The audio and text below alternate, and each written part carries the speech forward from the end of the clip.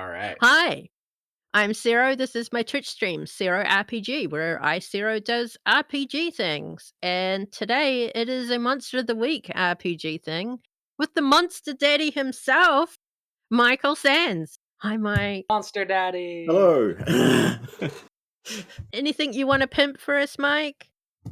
No, I'm assuming that everyone who's watching probably already knows that I'm the person who wrote Monster of the Week in the first place, and so caused all of this to eventually happen. I think that's the main thing. Okay, awesome. And we'll go around. Hi, Quinn. Thanks for joining us. Oh, I'm so happy to be here. Thank you for the invitation. I'm Quinn. I'm the GM and producer and keeper and herder of cats for Monster Hour, a narrative-driven actual play podcast. We just finished our second season playing Absurdia, a Welcome to Night Vale style PBTA game. But in our first season, our inaugural season, we had a almost 3-year run of Monster of the Week. It is a game that is near and dear to my heart, and I am thrilled to be here and thrilled to be here with you, Sero, and you, Michael, and our two other esteemed guests, and really excited to make some monsters and mysteries. Excellent, excellent. And moving over to Zoe. Hi, Zoe. Thanks for joining us. Yes. Hi. I hope you can hear me, and I hope I am louder. Hi, everyone. I am Zoe. My pronouns are they, them. I'm everywhere at Radical Zoe. It's somewhere on this screen. And I am the GM, keeper, producer, the everything over at Urban Omens. We do a wide variety of things. It is black led tabletop actual play channel where we play. Well, one of our first show was a Monster of the Week show, and we have another Monster of the Week show coming out next year. And right now we have a God Killer show, which I'm not in Hell that. yeah. I'm just producing it. But yeah, so we're just having all types of fun. Glad to be here. Awesome. It's great to have you. And of course, everyone remembers Mr. Ray. Hi, Mr. Ray. Hi, I'm Mr. Ray. I use any pronouns, but they, them works best. I am the Eldritch Abomination that is known for chasing around my crew on $2 Creature Feature. They love me ever so dearly, and bless them for it. And yes, I prepared a statement for this, and I just don't remember. So that's all I'm going to say for now. Okay. That's awesome. Anyway, let's hand things over to Mike and let's get this party started. Mike, take it away. Okay, so like the first time we did this, we are going to be giving you all some challenges of Monster of the Week content to create, with some special restrictions and rules to make it more exciting. Sarah, can the audience see the slideshow yet? Yes, they Just wondering. can. Cool. Yeah, so the first thing we're going to do is ask the audience some questions, which we will feed into the challenges later. So, those of you who are participating can just watch this in fear as these things come up. Okay. My favorite way to watch things. Cool. Can we have the first Yep. audience question then? It is up. Cool. Yeah, so audience, we want you to vote for a couple of animals from this list. I mean, I guess you could write in a vote if you've got some other favorite animal you would like better, but Yeah, I'll just read out the animal options is yeah, octopus, cool. rhinoceros beetle. I'm not sure how to say that one. Is it Pallas cat? Yeah, they're from Central Asia. They're really Yep. cute. Basking shark, capybara, poison dart frog, hellbender, which I've never heard of, echidna, Giant and salamanders. or a flying squirrel / sugar glider. So Yeah, what so do we the want audience prefer? yeah, so we want everyone's favourites, please. Well, people are shouting those things out in the chat. Mike, what would you say has been your favorite Monster of the Week book so far to create? Since there's a few of them out now. Ooh. Probably the Codex of Worlds, actually. It was really fun to kind of play around with those different settings and write up the team playbooks for that. Awesome, awesome. Yeah, and if anyone else has any other questions, feel free to drop them in the chat. And during the As to time the that the how many yeah to pick, we're looking for the top 2. top two. Okay, Yeah. sorry. Yeah. 2 animals. Oh boy. Yeah. So if anyone has any questions in the audience of Mike or things like that, we Yeah. can. Yep, Mr. Ray, you've got a question. I do have a question. Okay, so this is something I've wondered a long time, and I've always kept it to myself. But Oh, mechanically, whenever you run out of harm or health, you're supposed to spend a luck point to survive, right? Sure, if So you want with how to. many Yeah. luck points you have, is that the implication that all monsters are secretly cats? Or sorry, all hunters are secretly cats? Because No, that's the that about that's 8 lives. Oh, it's almost 9 lives. that is not my intention as the writer, but I'm happy for you to interpret it that way. I support this headcanon. Yeah. yeah. Yeah. Okay. What does it look like? If we Well, found a Hellbender's top two, definitely in there. Hellbender is one. Yeah. With a name like Uh, that. Yeah. I Right. yeah. mean, seriously. Someone has said Yeah. Laura, Go look at a but I picture of think them. that's just me being They're funny. awesome. I am gonna look at one actually because I'm curious. Oh, these are really cool. I heard about these recently on TikTok. Okay, what They're else is there? Oh I yeah. they're think Octopus is number 2. Octopus and a Hellbender. Okay, that's Yeah. cool. Oh, they're like aquatic. I was picturing like a Oh. Komodo dragon. Yeah. Well, I no. think they're about that size, but they're just, in a river. Yeah. Yeah. Okay, let's call it They'll have for legs. Hellbender and Octopus. Okay. Do you want to go to the next And audience input? yeah, yeah. Okay, so this one is a bit more simple. Can you all suggest something that could be an iconic look or signature element of their dress for a bystander, ally, or other non-player character? And while the audience is putting in some items like that, we've already got a leather jacket. We have a question from Yeah, Jason from Mike. Do you have a favorite supernatural episode? yeah, I saw that. It's been a while since I watched it, so I can't actually bring anything to mind in particular. Although I think the finale of season 2 is definitely one of the high points. I think it was season 2 finale. Is that the one where they season 2 or 3 where they finally took on the yellow-eyed demon for good? That was a good one. Yeah. Yeah. Yeah. I know the question wasn't for me, but my personal favorite episode I actually rewatched last night, and that's where the FBI agent finally has them captured and they're in the police station, and then like Yeah. all of the demons are like just coming in horde. Love that episode. Oof, excellent. We've got some interesting suggestions from the more mundane, like a leather jacket or a fedora, to an eye patch I or a like the poodle denim vest skirt, with the pink skull on the back. a pompadour hairstyle, elevator Yeah. shoes. It's not my favorite monster, but I think Supernatural, the fan fiction musical, episode 200, probably the all-time Oh, funniest yeah, that was episode pretty of fun. Yeah. Oh Supernatural. yeah. Oh yeah. The what? They All right. discover that there's a community writing fan fiction about their deeds, or like their deeds as it was Okay. written by Chuck the prophet or writer. And so there's like this fan fiction community and a musical about their monster hunting in real life for Mhm. them. That's Yes. awesome. Okay. Something similar happened on Stargate as well, where there were 2 different Yeah. instances of people making a TV show called Wormhole Extreme, and another one where a guy was writing a book series because he was getting, in his head, he was receiving the thoughts from, Colonel O'Neill as he was writing his report. So, yeah, so I love it when they go Okay. meta like that. Yeah. Me too. Yeah. Do you have any Okay. preferences there, Mike, for input number Yeah, I 2? think I know which ones I'm gonna go with, but I Mhm. won't say just yet. We'll wait till the challenge because that's more fun. Oh, okay. Okay, next Nice. question for the audience.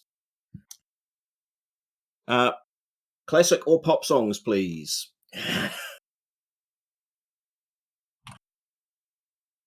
That's my Achilles heel.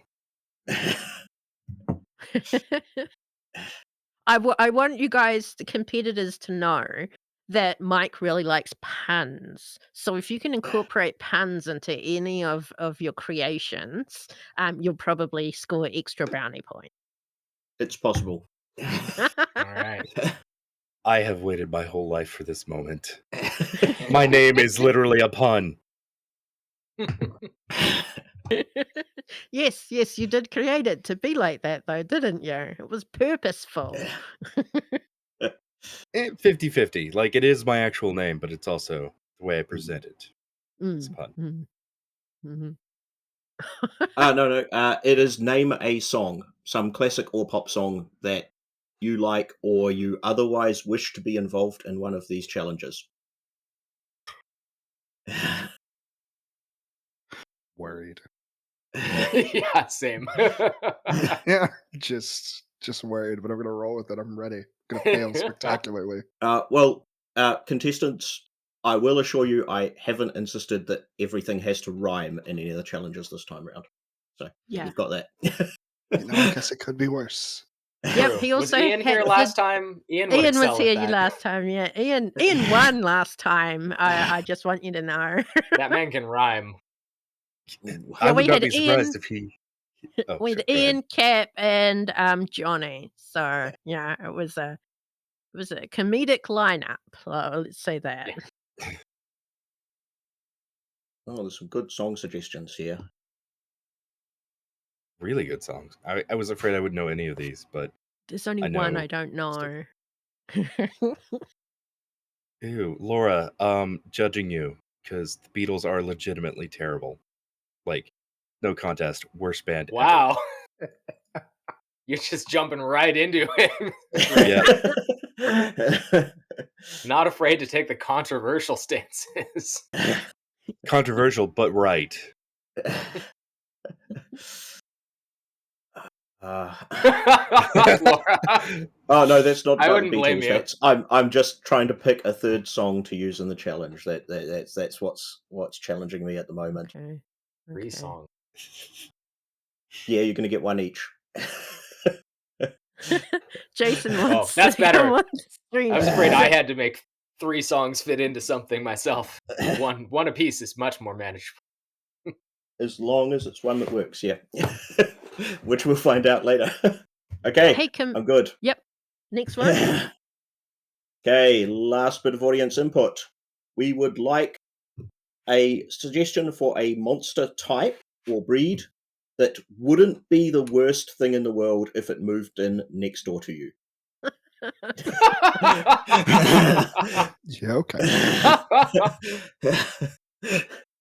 Hey, competitors, what's your favorite Hunter playbook and why? Don't ask me to choose amongst my children. I love the monstrous. I think you'll Or find Michael's not children. your children. Oh, The man. first monster suggestion is hot werewolf, so there you go. Specifically a That's hot that's werewolf. Megan from my show. I mean, if they're going to be next door, they got to be hot, right? Yeah. Yeah, Megan is very fond of saying woofers are for smooching. Oh. Yeah. So no one has a favorite playbook? Oh, I Copy. Oh, love the that's the monstrous. question. Okay. Oh, geez. To play or to keep for? Ooh, Or that's both? good. Sure. A 2 for 1. I love the Gumshoe because I love noir detectives. I also love the Spooktacular. Again, because I love like weird carnival like Yeah. magicians. Both of those are just like they're very niche, but they also are written in such a way that really capture the whole vibe of the playbook, and the moves flow naturally into the narrative. And I just think they're both really great. I like playing those. Come back to me on which ones I like to keep for. I think mine is my go-to is always the monstrous, and I think my favorite that kind of comes after that would be the Spell Slinger, especially the way that all my friends play it, because it's always like weird and fucked up. Yeah. Excellent. I think for me, I do have to agree with Spooktacular. Like my first campaign GMPC Severus Severity was a Spooktacular, and with the name you kind of gotta.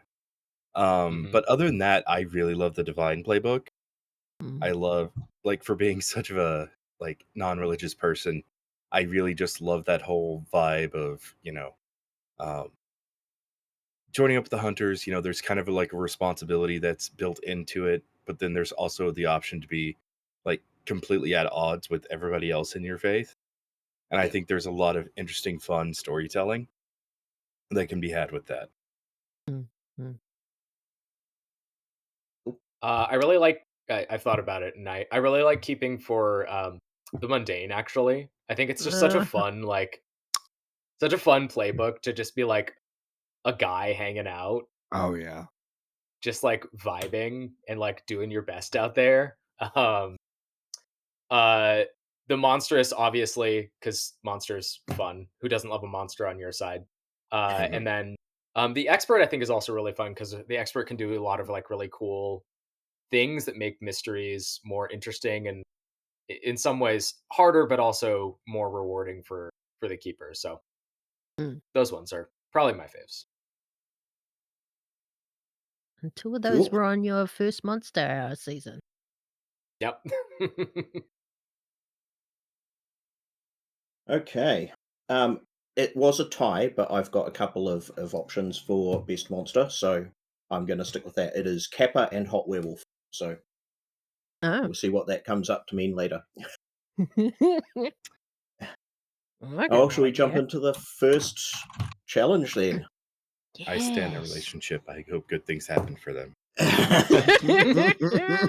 Okay, Couple so goals. we would like each of you to create a monster suitable to be a hunter team's nemesis, so a big bad.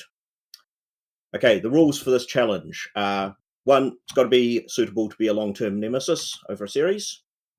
It has to have a mathematical or numerological theme. It includes elements from a hellbender and an octopus. So must-haves, give it a name, give it a threat type, and concept and brief rundown of its powers. Everything else is optional. You have 10 minutes. Your time starts Hang now. on, hang on, hang on, So, hang on, hang on. oh, I gotta okay. start Time the doesn't timer. start now. I gotta yeah, remember how to so, use the timer. yeah. Okay, hang on. Yeah, so if each of you bring up your Google Doc that Sero created, and you can start typing in there once we're ready to go. Yep, I'm ready. Okay, your time starts now. Sorry. Wow. Mike. Yeah. Not going. I would have preferred a rhyming scheme. Oh, come on, how hard are numbers, right? Okay, Okay. so remember, audience, if you have any questions for Mike, we'll be able to answer them while the Yeah. contestants Well, are getting started, but we might and also stressing out. interrupt the Yeah. contestants while they're working and distract them with questions as well. So we'll see how that goes. I should mention the scoring scheme I'll be using this time round Okay. too, which the contestants may want to listen to this with half an ear while they're feverishly typing. So basically, each round I'm going to score it on best one for matching the rules and best one for a cool thing that I would like to use in a game right now. So that's where your points are coming Yep. from. The rule of cool and the ability to follow rules. There you go. Yep. Awesome. So, Mike, can you talk a little bit about what it is you're working on now, or do you have like a personal I could, NDA yeah. going on? No, there is no NDA. At the moment, I am working on the next upcoming Monster of the Week book, which is just in layout at the moment. So it's coming quite soon. I'm not sure exactly how soon. It is going to be called The Hunter's Journal, and it's going to be Ooh. hunter-focused stuff. While people were talking about their favorite playbooks, one of the things that's coming in there is going to be a bunch more options for playing a monstrous and doing some different things with it. So that sort of Let's stuff go. to extend play.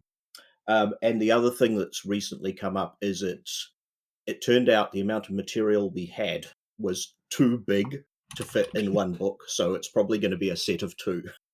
Ooh. How many Nice. pages? That It's too many pages. it's like 540, something like that. Dang. Yeah. The other thing that's really cool is something Merritt, who was my co-author on Codex of Worlds and did some stuff in Time of Mysteries, came up with, which is hunter stories. It's basically like a personal story arc you can choose for your hunter and Oh, play out nice. as part of your game, which are really neat. And we've got a couple of example ones for those for each playbook in there. That's why it's got so long, right? Yeah, yeah, yeah. I mean, once you start writing, you just really don't stop, do you? Well, it's more We've there are a lot of playbooks now. yeah. We've got a question from JR the Hiker Bear. He says, Mr. Yep. Sands, how exactly are guns supposed to work when the hunter is too far away to trade harm? They've seen lots of different approaches from this, but they want to know what your take on it is. Use the different approach that fits the current situation in your game best. So yeah, there are lots of ways to handle it. Think about exactly what's happening, what the action's like, who the hunter is, and like interpret it that way. Mm, Sometimes it'll be a kick-ass roll, sometimes it'll be an act under pressure or another hunter roll, or sometimes it will be one of your keeper moves from the usual list. You know, yeah. and it's intended to be flexible, right? You that's the way it underlines that. hmm hmm Should we I go see there's bug another someone? question from Oh, you want another question Dixon. first? Yep. Yeah, he said, were there any specific shows or stories where I drew the idea for each team playbook? Yeah, there definitely were. um, it would take a while to list them. Some of them are obvious, like the Agents in Black is obviously based on Men in Black urban legends and the films, and I guess to a lesser extent things like X Files. hmm But yeah, it's some of them you can pick. Always on the Road is Supernatural, right? Um, Yeah, yeah. Chosen One and Entourage is Buffy and the Scoobies. Some of them we kind of went a bit wilder, or to more obscure things, like the Guardians on the Borderland, for instance, were based on a series of books that I don't think are very well known, and now I can't remember the name of them. Emma Carey's Witches of Lichford series, I think, which are about three women who like find themselves in the position of being the witches who protect this little English village from horrible things from beyond. So, yeah, bit of a variety. Just to let the competitors know, there is slightly less than 5 minutes to go. Oh, shall we go and see what people are doing then? Yeah, yeah. Maybe we should just bug one person per round so that Okay, everyone yeah. has a chance. Yeah. Shall I roll a die to see who it is this round? Yeah, sure. Let's go and talk to Quinn. I Oh, thought it of would be course. Quinn. Let's have a So, what sneak are peek you at what he's building for doing. us? Uh, do you want me to talk about it as I'm building it? Is that what I'm Yes, being? correct. Okay. Um, my early pitch. I will read you my quick description. Is the chain. The chain is a sentient restaurant that is slowly expanding its reach over the country and the world.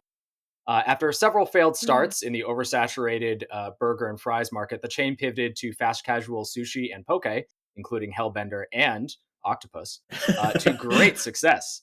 It deposits seeds in its customers who, when they are visiting from other places, take them back to their hometowns and suddenly find their favorite local shops have been replaced by the chain. It is sustained Okay. by the funds and life essence of their guests, of its guests, and so the numerological element here is the monetary exchange, the goods and Yep. services. Um, Nice. It Solid. is capitalism in a nutshell, made into a monster. Cool. Nice. Well, I will let you get back to writing instead of talking about it. Thank you. Nice. Yeah. Okay, so they've got about 3 minutes left to make sure that they have a name, a monster threat type, a concept, and a brief description of key powers. And Yeah. the attacks, armor, harm capacity are all optional. So it's basically the gist is Yeah. what we're going for this monster. Do you have a favorite monster, Mike? Ooh, not really. No. It's one of those things. It's like whatever the mood I'm in is. Fair enough. We all know that Mr. Ray's favorite monster is Mothman. Yeah, we one time made out behind an Arby's. Respect. Which is a TTRPG, but yeah. Yeah, based on real circumstances that may or may not have been my life. Yeah. In terms of Monster of the Week, though, I think I'm probably in a bit of a phenomenon mystery zone at the moment. Kind of Yeah, a me bit too. more feeling like that weird stuff happening rather than monsters at the moment. How about then if you come back for another one of these, Mike, we'll do a phenomenon next time instead of a monster. Yeah, it seems like a good idea. Yeah. Yeah. I think that's an awesome. Okay, a minute and a half, guys. Coming down to crunch. Don't forget, audience, if you have any questions or comments on your favorite monsters, feel free to put them in Or chat. favourite restaurant franchises, perhaps. Oh, yeah. We know that Arby's and Applebee's come up a lot in the Monster of the Week actual play podcasts. And also a variant or an off-brand, what is it? Waffle House is also mentioned.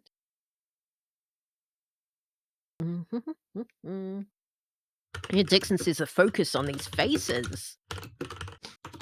We only have 10 minutes, Dixon. Yeah, I want to point out that Mike was the one who picked the times for all of these. So when I said he went ahead and prepared everything, he went ahead and prepared everything. I just made stuff for the stream. So River says favorite restaurant chain is a small local chain, Duke's Chowder House. Best seafood ever. Rockfish tacos the size of your head.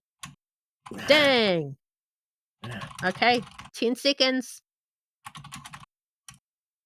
I hear the feverish typing. 5, 4, 3, 2, 1. all right. Hands off keyboards. Yep. Okay, I'll start with Quinn as we've got a preview of what's coming on there. Yeah. Do you want to Should I just walk through it? read it out? Yeah. Sure. So the audience know what's going on. Yeah, so I kind of read the core premise already. It's this chain. They've pivoted to fast food to sushi and poke. Hellbender, octopus being sort of core key ingredients to their success. Existentially sustained not only by their customers' life essence, but also by the flow of cash at a metaphysical level. Mechanics wise, it is a parasite monster. So the mission is to infest, control, and devour. In terms of powers, I got 2 down. I think there's probably more, but the first is inviting aura. Anyone who's in the presence of the chain must act under pressure to avoid being drawn into it. And if you're in the chain, you have to act under pressure to avoid being enticed by the delicious wares that are being offered. And then the second power is the seeds of the chain. So if you do wind up eating something from the chain, it has a little seed that is implanted into your body. Content warning for body horror, probably. Sorry. The Uh, body / so restaurant horror. yeah, restaurant horror. um, uh, so once the victim travels far enough away from an existing chain, they start losing one harm ignore armor per day. Upon death, the chain seed sprouts and it seeks a nearby local building to set up shop with a new chain.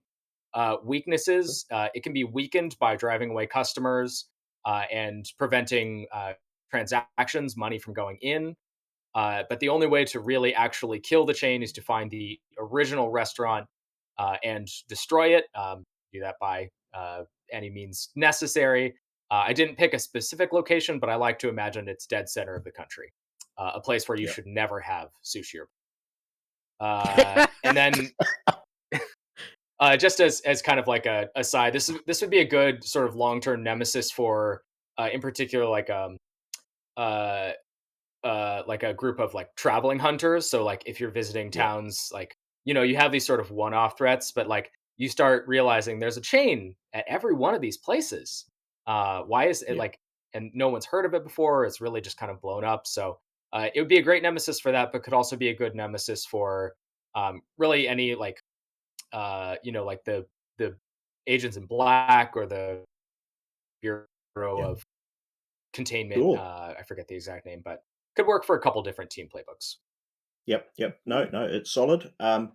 I'm gonna have to ding you slightly on the rules because there's no mention of Hellbender and Octopus, although I guess it's implied they're in the food, right?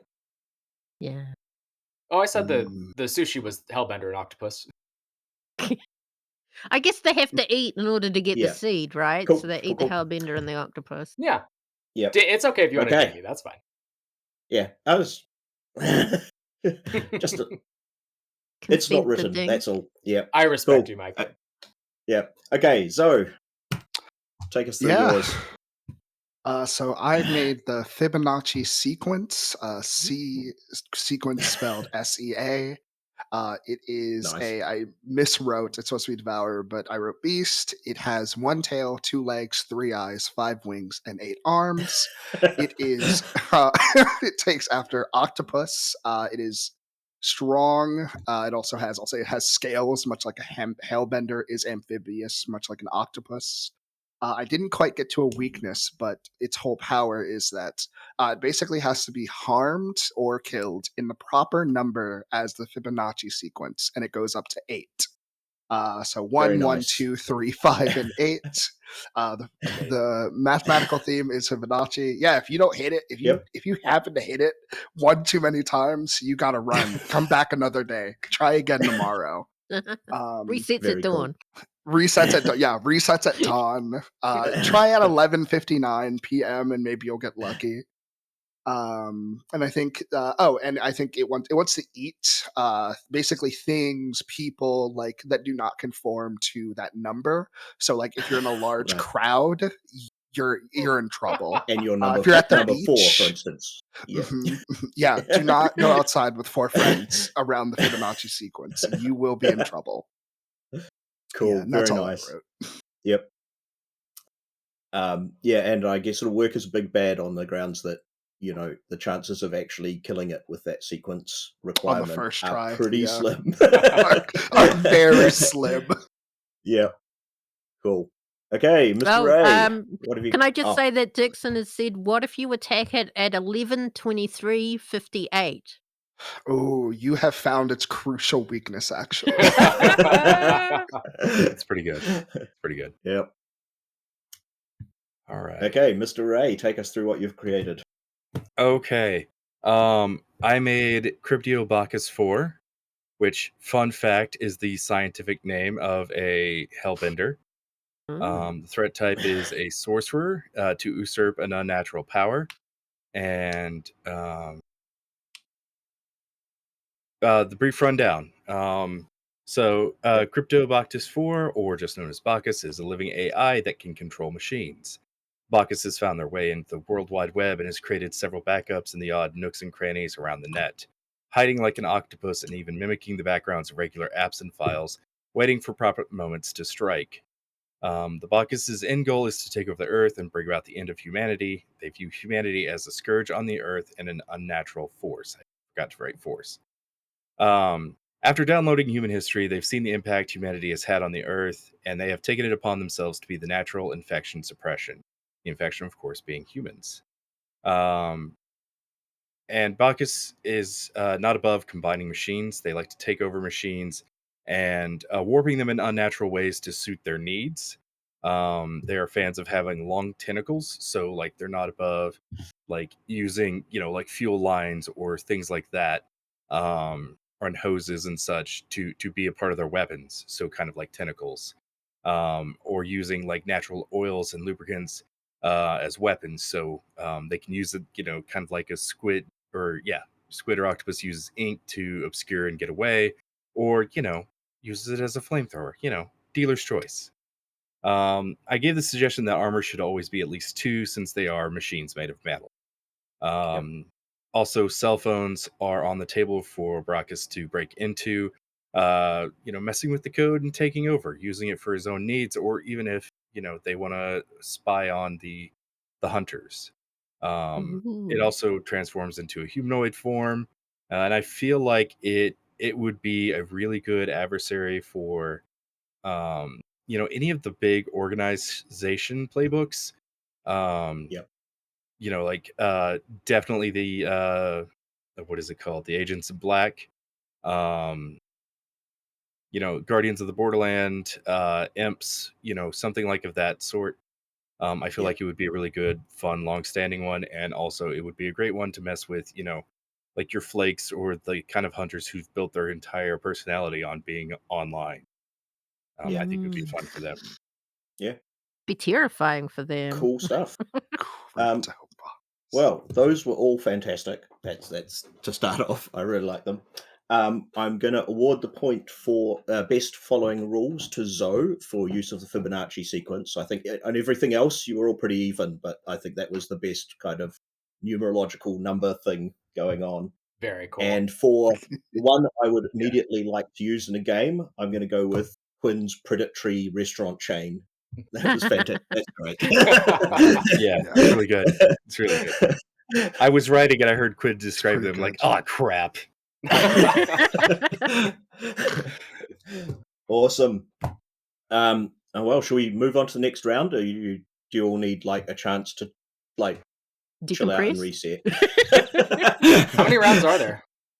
4. Oh, And We there have to might be this some surprise bonus rounds, maybe. Just Boy. maybe. Take that to Let's me go for now. another. Maybe a midpoint break. yeah. That's my vote. Yep. Okay. Alright. Round 2. We would like you to create an ally for a hunter. So, but just a character who could be a good ally for any hunter or hunter team. First up, take some inspiration from a character from science fiction or fantasy of your choice. They need to have an obscure skill that might be useful for a hunter to bring them in on. And you're each going to have an iconic look from the audience suggestions. Okay, I've got the looks written down in order. Who wants to put up their hand to take the first one? Quinn Quinn. is, I don't- is the first surprise. I'll do Denim vest, it. pink flaming skull on the back. Oh. Pink flaming skull. on the Okay. back Denim of a vest. denim vest. Okay. Who's next? I'll go. Yeah. Okay, so you get the pompadour haircut. Oh. And Mr. Ray, that leaves you with the poodle skirt. Awesome. Let me just Google what that is real fast. Okay, so this is an iconic part of this ally's look. And last up, they should have a secret from their past that they don't want the hunter to know about. Oh, I've got to set the timer, don't I? Everyone ready? Hang on. What are there any like mechanical elements that you want us to note, or just that? No, kind of just name, Okay. description, and what their skill and secret are. Yeah, no. This one this one's a bit easier, but you are also going to have less time. So, we ready to go, Sarah? Well, Hang and on, everyone hang on. else. Yeah, so I've just written it down in the audience chat there. Name, description, Cool. skills, secret, iconic look. Yep. Okay, Okay. I'm ready if you are, mate. Yeah, go for it. Your time starts now. You have 5 minutes. Oh wow. Told you, he's ruthless. So I just want to remind the audience that allies are bystanders, and a reminder that bystanders might be helpful, but they're also likely to become victims, and they can also be obstacles to the hunt. Technically threats, I guess you could say. Oh no, this one's for an ally, not a bystander. So they don't actually have to be Oh, okay. actively Yep. dangerous. My bad. I was just caught up in the whole bystander thing. Well, then most characters could be either, depending on how things go, right?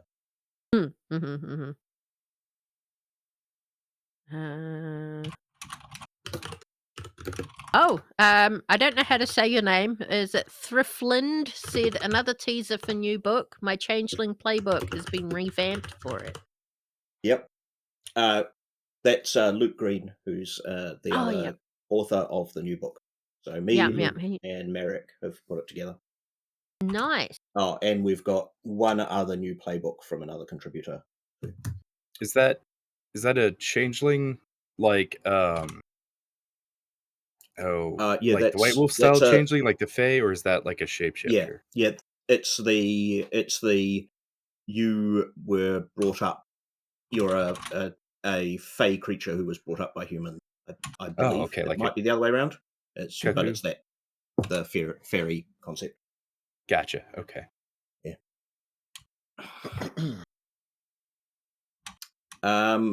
JR, yes, there will be a crowdfunding for the new book, but we don't yet know when. So it is coming, but we're not sure how soon it's coming. Probably sometime after the backer kit for the dice pool for Evil Hat, maybe, because Yeah, if I think it's Sean's possible running Evil it, Hat yeah. might be have something else in their queue as well, so we might be like after the one after that even.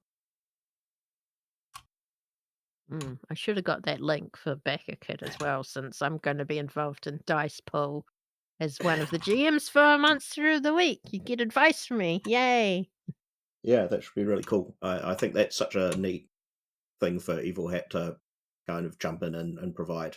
For those who don't know, it's basically a funding for a bunch of panels about how to run Evil Hat games better. So it's got Monster of the Week, Blades in the Dark, Thirsty Sword Lesbians, and I is there a believe so, Fate yeah. one as well? Yeah, I think there is a I fake think there was a one as fourth well. one. Yeah. Yeah, but yeah, check it out if you are interested, because there should be lots of great advice in there.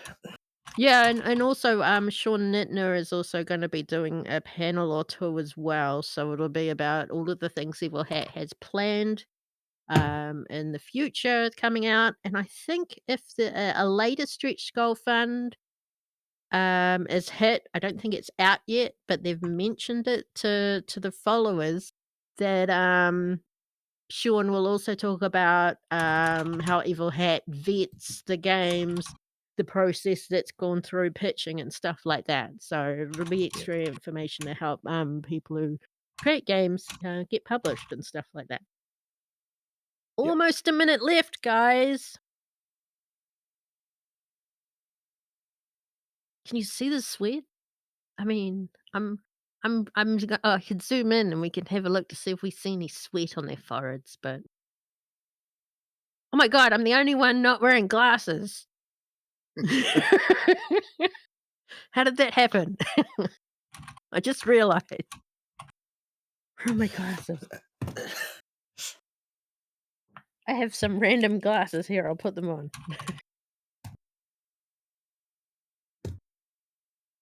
There we go. I too can reflect light. It's the Okay. price we pay for being able to read the screen. I'm actually thinking of popping the glass out of these because they're not prescription or anything, but it would, it's for when we dress up sometimes on this stream. But yeah. Oh, Oh, I 10 see another seconds, guy. question from Dixon. Yeah. While everyone's finishing off, I'll answer that. How do I balance difficulty for small groups or large groups? I don't run Monster of the Week for more than 5 hunters. That's how I balance that. For small groups, I don't change anything. Time's up. Hands off Cool, cool. keyboards. Dang it. Okay. Okay. I was talking. Yeah, you did. It was Um, only for a few seconds, though. Crucial seconds. Crucial Mhm. seconds. Remember that next Okay, time. as we started with Quinn last time, I will go in the order you are on my screen. And Zoe, do you want to show us what you've made first? Who was that? Yeah. You've got to tell us who. Yeah. So- Yeah, Oh, who are yeah, they? definitely. So I went with Kevin, the cool cosplayer, who is specifically a cosplayer who does Kuwabara from Yu Yu Hakusho. So if anyone knows who that is, it is a Yeah. character that wears that has a Yes. pompadour, That's awesome. like all the Nice. Hell time. yeah. That's their whole thing. Their specific skill, their obscure skill is, I'll say, they're a famous cosplayer. Therefore, they're very connected online and can get you information about like cosplay, costumes, like probably materials as well. So if you see something at a like crime scene and you're like, oh, like what is this? And oh, it's resin. Yep. Like Kevin would be able to tell you that.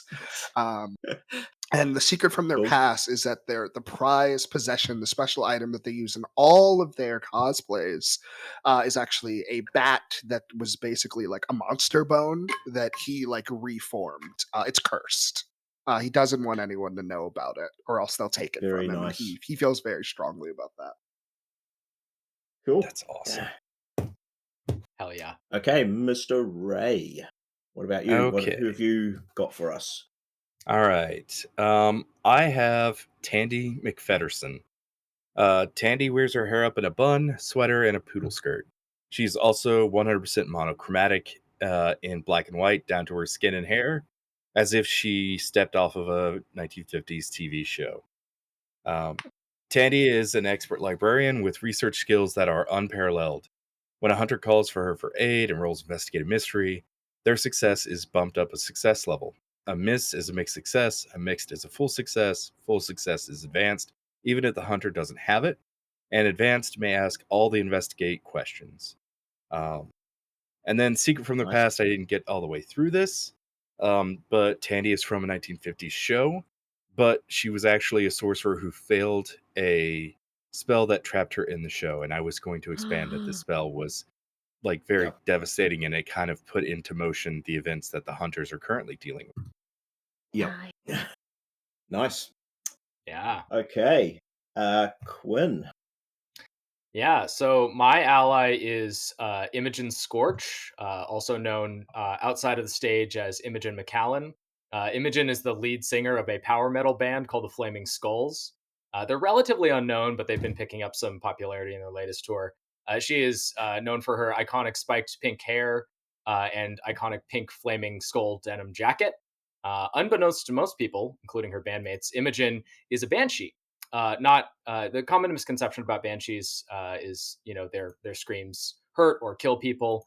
From Irish folklore, banshees actually they herald the death of an individual. They with their screams. So she can tell her sort of unique skill or ability. She can tell when anyone is close to death, even if there's no sort of immediate harm. And that ability can be sort of expanded or expounded upon with a little bit of help and aid to be able to see someone's death, at least at the time of the envisioning.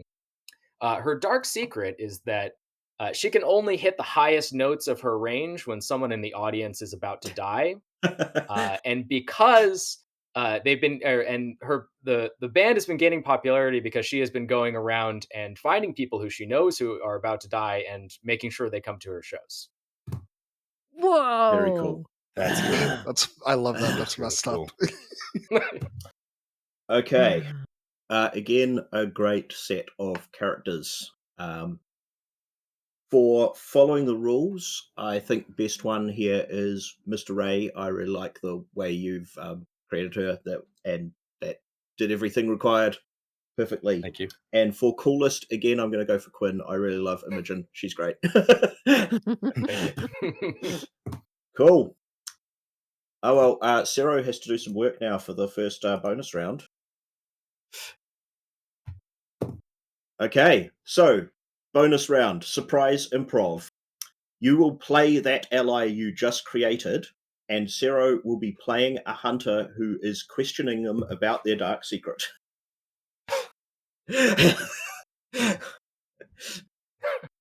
Yeah. Who's first? Any volunteers for first? No? Oh, wow. Unsurprising. Shall I You go want to to the roll die? for it, Mike? Yep. Quinn. Yeah. Created a iconic rock star. Not my vibe. All right, here we go. Okay, What is the surprise improv round, not the easy improv round? guys, it's going to be difficult for me too, guys. Fair enough. Anyway, here we go. So, so I hear you've got a, I hear you got a secret. Hey, did you catch the show? Yeah, I totally did. What'd I'm you not think? looking. It was really good. I really liked how you Well hit said, the it was high amazing, notes. wasn't it? It's so good. Yeah. Oh man. There's nothing like when you hit the top of your range.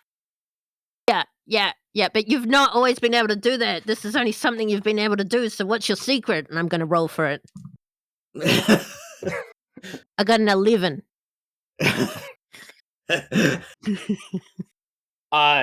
Michael, I think you're the keeper. What does that mean in this context? Ooh, How do I, as the NPC, respond?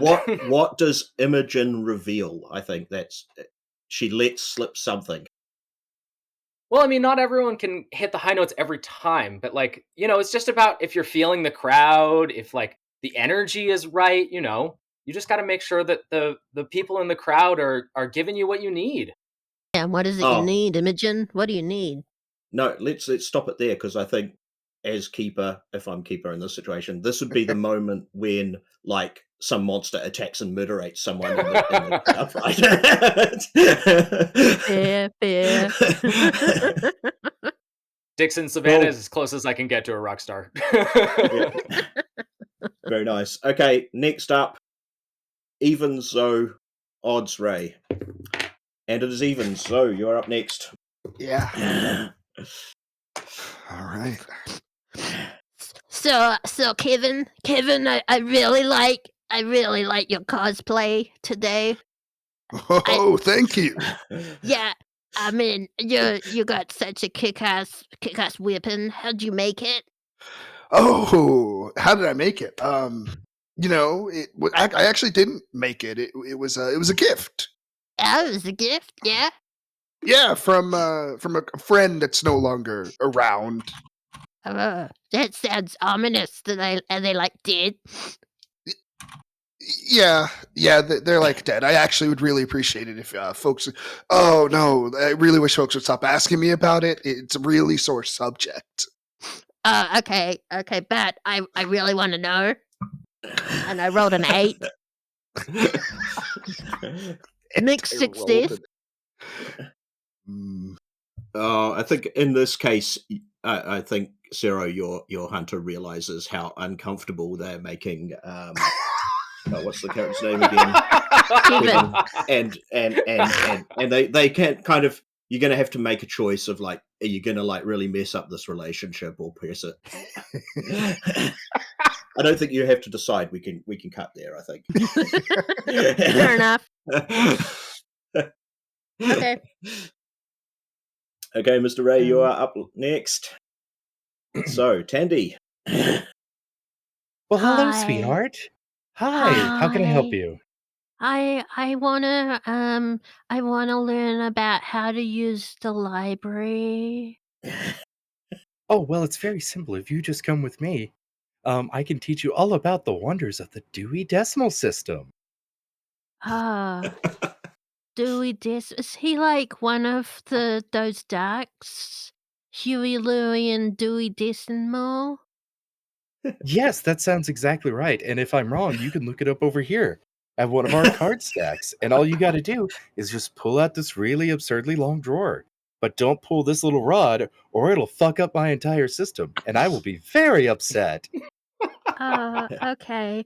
Why is it you look like you're in black and white? Oh, honey, And it's very impolite to ask somebody why they're in black and white.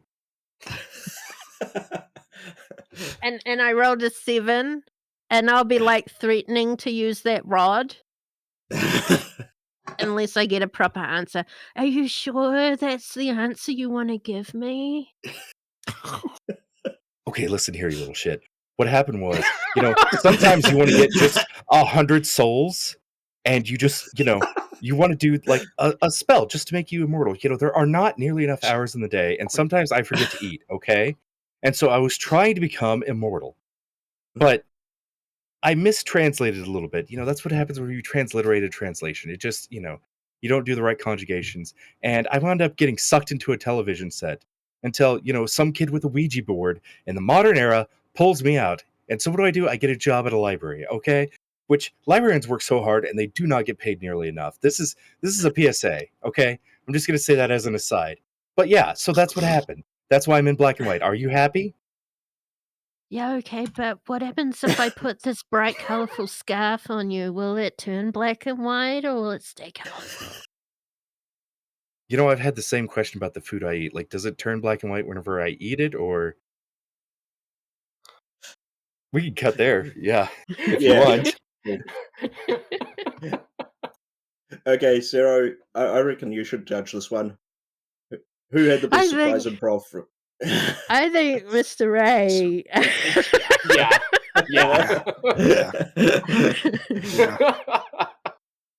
It was hilarious, man. Just that Unambiguous. change. Thank you, thank you. Twitch. Yeah, excellent. Okay, next round is a mystery. So we would like you each to make the concept for a mystery with just the basics included. You'll get bonus points for extra stuff, basically. So first up, you're going to get allocated one of those songs that were picked earlier. Use that to inspire your mystery. Thanks to the magic of my die, which is being cool to everyone. Zoe, you have got Bohemian Rhapsody.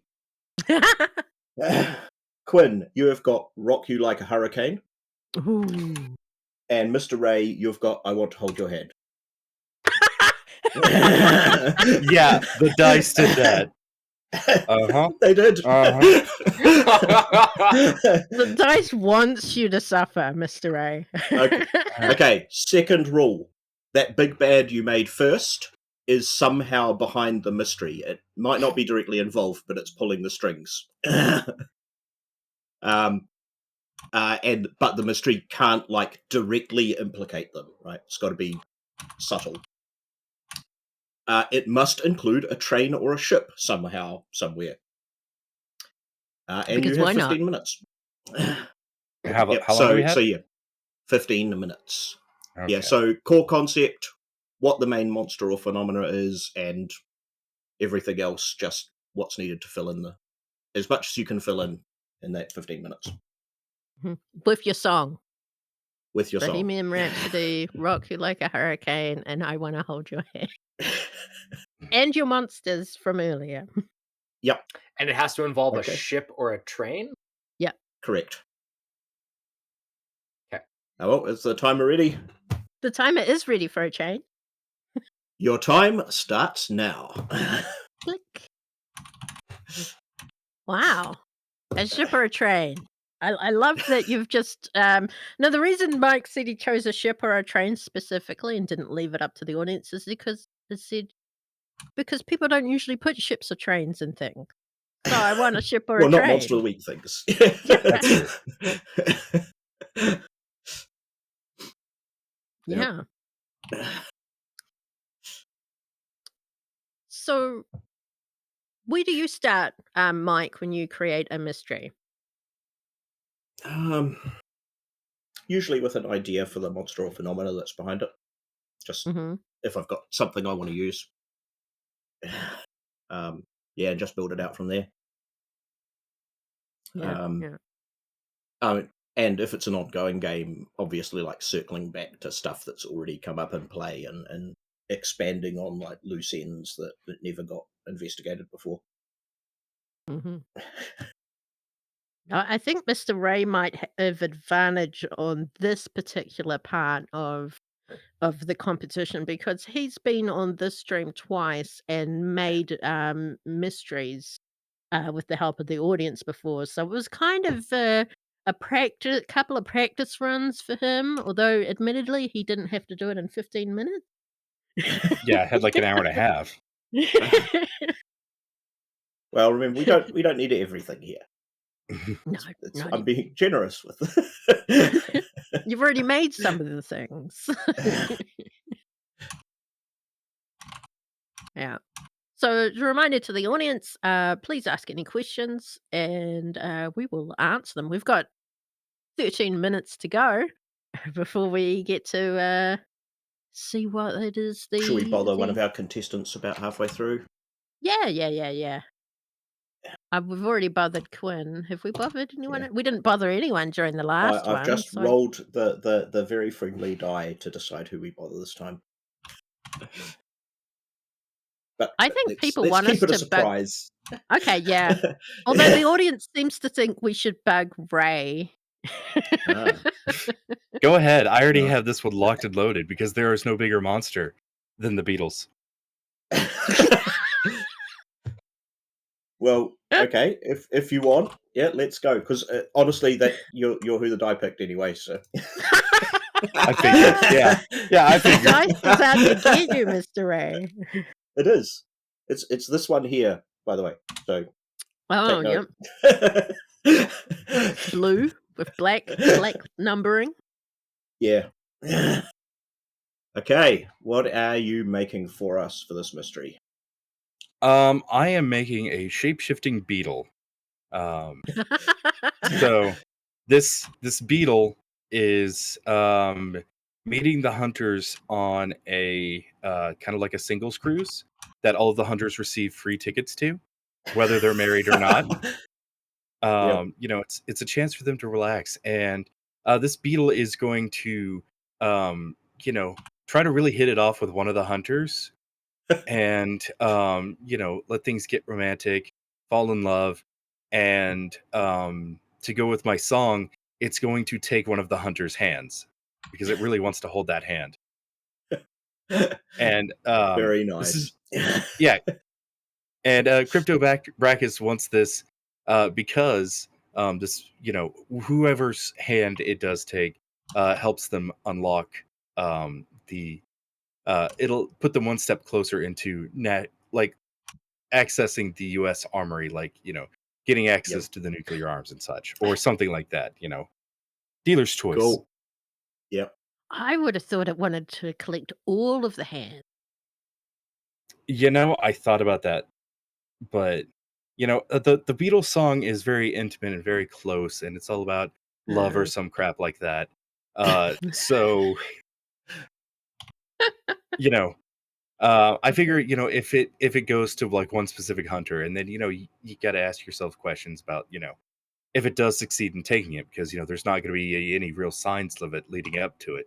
What do the hunters do next? You know, Yep. um, they got to stop the delivery, Particularly of the one course. who's just had their hand bitten off by a giant beetle mandibles. Yeah, exactly. Yeah. Well, we'll leave you to it. You've got Cool. about 10 minutes. Oh, Nice. I was talking again. You caught me monologuing. Yeah, yep. Time doesn't stop. Jason says Ray's hater arc off to a killer start. Laura says the title is very clear that it's one hand. Yeah. Fine.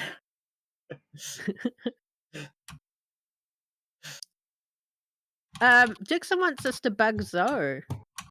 Should we? Or we We'll could wait save for the that for the next final one. round.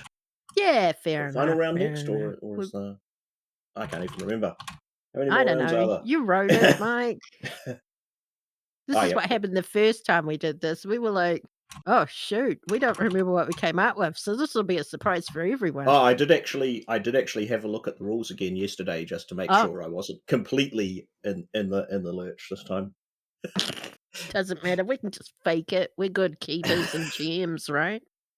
You Yeah. just But make yeah, shit up Zoe, I and th- I fake it. think I think we'll leave Zoe for the final round. You don't get bugged this time.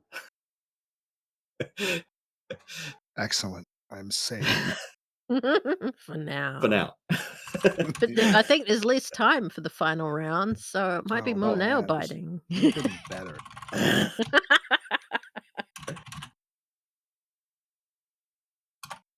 So you said, Mike, that you're in the frame of mind for phenomenon mysteries at the Yeah. moment. Do you have any particular favorite phenomenon type? Uh, I've been writing an adventure for a couple of cons I've got coming up, which is kind of a space horror phenomenon thing. So a little bit inspired by stuff like Event Horizon and Alien thing.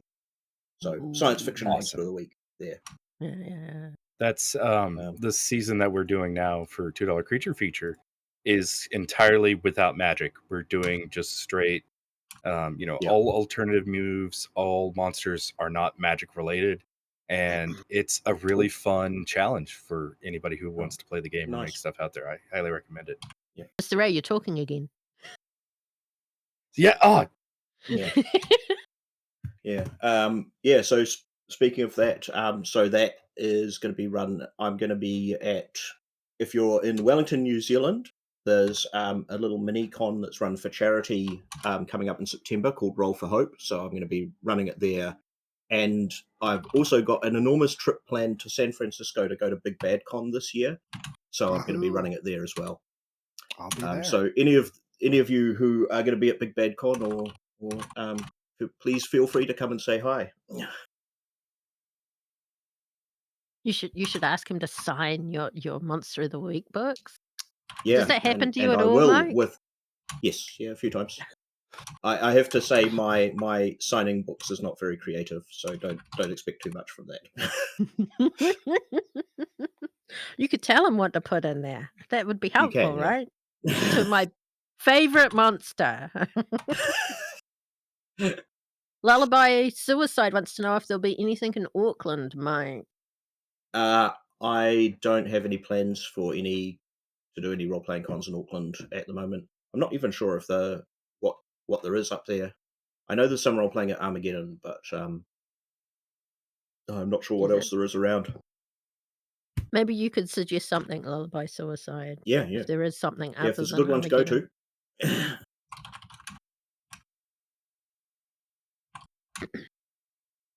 What else could we talk about? Slightly less glare on me from the sun. Mike, have you ever run a game or been part of a game where there's been no prep whatsoever beforehand for Yes. Monster of the Week? Yes? Yeah, yeah. I mean, And it went I've run a few times with basically going into it with just like an idea for what the monster is and a few initial clues. And Daniel Stedman, who wrote the How to Improv Monster of the Week and Tome of Mysteries article, he's in my regular group, and I've definitely had him run Monster of the Week for me, where he used that approach and just came into it and figured out everything as we went. nice. Just goes to show how easy it is to run Monster of the Week, especially compared to Mm. other TTRPGs that require a lot more preparation, like something like Dungeons and Dragons. Yeah, well, that was one of the things when I was writing it. It's I was very burnt out on adventures that require you to like figure out everything in advance. So I've been coming out of playing a lot of Trail of Cthulhu and Call of Cthulhu and stuff like that, where it kind of expects you to have everything figured out, like where every clue is hiding and that sort of thing. So I want to get away from that style Mm, and do something which is much more come up with the basics and then just see what happens. yeah. Dixon asked if you have any favorite non-Monster of the Week PBTA games or other TTRPGs.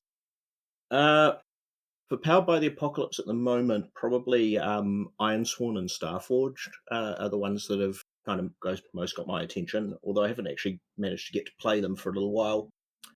Aside from that, I've been playing City of Winter, which is it's a GM-less one in which you're in a fantasy world, you're a family fleeing from something horrible, and it's printed on these absolutely lovely screen printed canvas maps that you move across as you play. That's been fantastic. Sadly, very expensive to buy because of the screen printed maps, but a really good game. And as is Fall of Magic, which came before it from the same person. What else? I've really enjoyed the Alien role-playing game too. Played a bit of that over the past few years. That's guaranteed good time every time. Well, good time if you like being eaten by aliens. Who doesn't?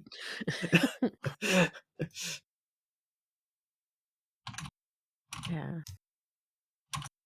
Yeah, I mean, I could go on. I buy, read, and play a lot of games, but I think 3 is probably enough to start. Yeah. Well, we're down to under 3 minutes, guys.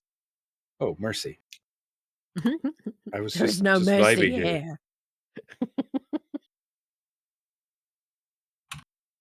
Actually, the other one that I came across recently, because it just got delivered from Kickstarter, is Eco Mofos, which is kind of a really stripped down OSR type game based on Into the Odd, in which you're like weird punks in the psychedelic post-apocalypse.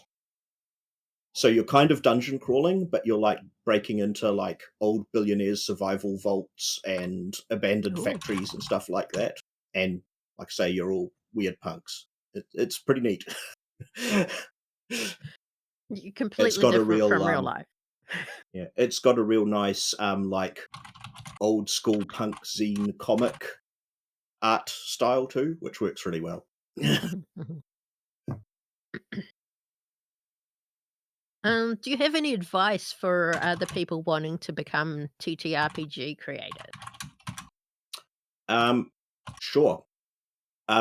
First up, it's really easy these days, so you should just do it. Putting up something you've created on Drive-Thru or Itch is as simple as anything, or on your own webpage. It doesn't take that much work to get yourself to a point where you can get like a decent PDF layout these days. And when you're designing things, I'd say the key thing is to playtest it, try it out, see what works and what doesn't, and just keep revising it until you're sure it's really solid. That's the small bit of how to get into publishing advice. Yeah. Publish it yourself. Yeah. Just do it. Yeah. Quinn barely looks like he's affected by anything. It's just his eyes that are moving. I exist, I promise. I'm in the Is he even zone. breathing? Big question for everyone from Dixon. Team Deadpool or Team Wolverine? Well, for me, Wolverine, based on the fact that I enjoyed Wolverine comics when I was a teenager, but honestly, I'm pretty burnt out on Marvel these days. Anyone else? I have to go Deadpool because my wife really doesn't like Wolverine. Like we're Team Sabretooth in this house, so yeah. 10 seconds.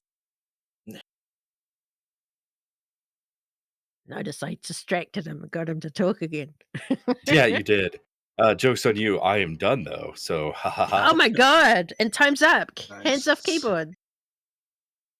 It's Cool. amazing. I can't even remember whose turn it is. So let's pick on Mr. A again. Yeah, sure. All right. Yeah, since I already What's your introduced mystery? this.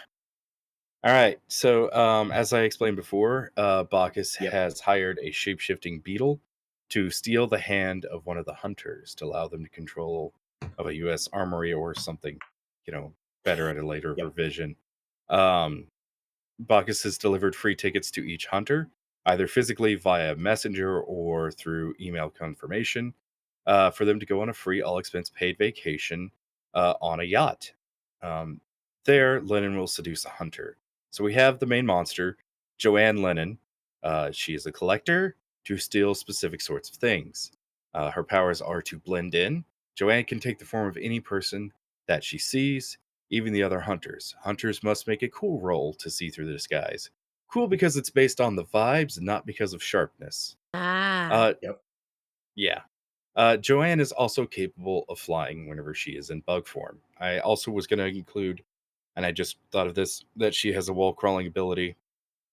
Relevant, whenever. As far as stats go, 2 armor when in bug form, health 12, attacks are bite, which are 3 harm intimate, acid spit, which is 2 harm near armor piercing, and scratch, which does 1 harm in intimate. And then I even set up a countdown.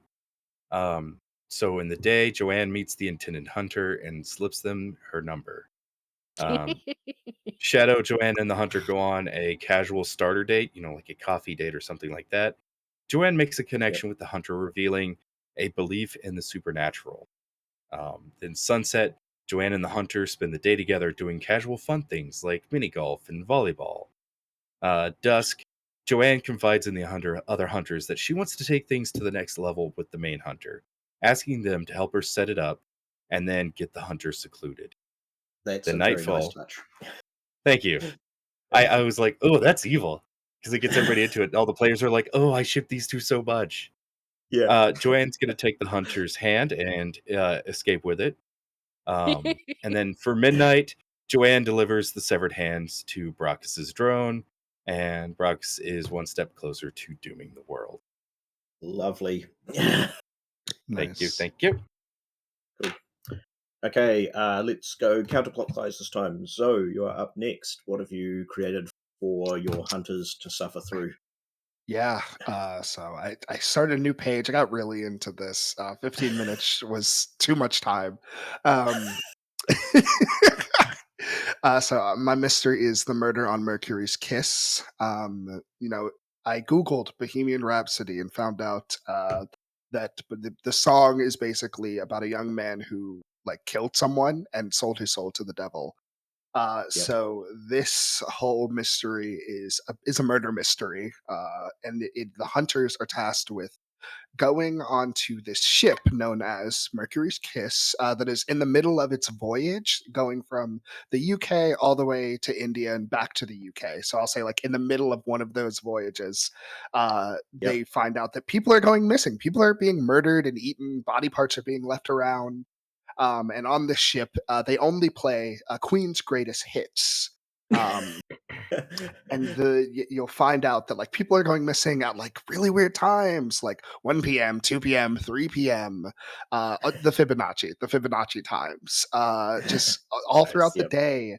And basically, it comes down to finding the one person that started this all, a man named Thomas Galileo, who had a fight with his friend, lover, enemy, and accidentally killed them. And in desperation, he went online and made a deal with the devil, TM, named Scaramouche. Yep.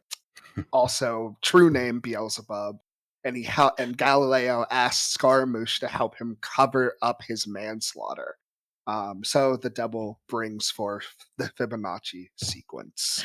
And one of the main points is if the hunters will be able to find out that the first death is not like the others, aka it's Yep. the friend that Galileo killed, or even that people, or they might go the way of finding the monster and find out, well, why are things dying at these specific times? Cool. Very nice. I do like the Queen themed cruise setting there. Okay, that means Quinn, you are up next with your mystery. What have you got for us? All right. I did not come up with a name for this one specifically, but we are welcoming back the Chain. The Chain is plotting a major expansion abroad. To facilitate this, it has arranged for a mundane partnership with a major cruise line and a supernatural alliance with rock phenom the Tarantulas, an aging group of sirens looking to squeeze the most indulgence out of their final years.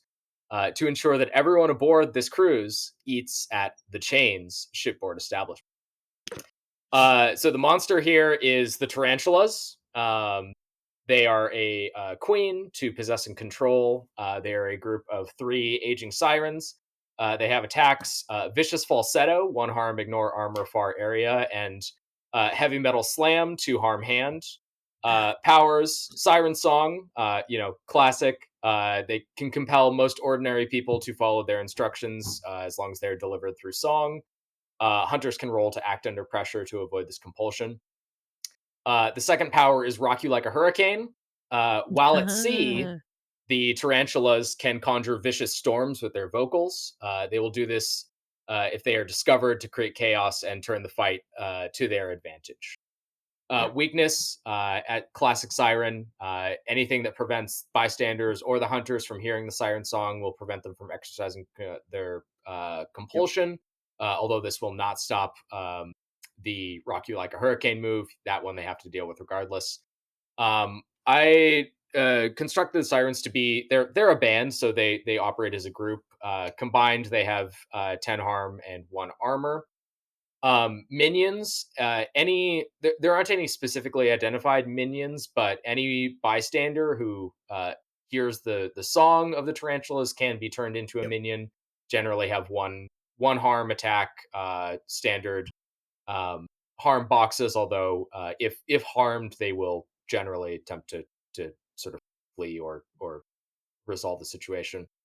And the minions can have a variety of different threat types. Countdown.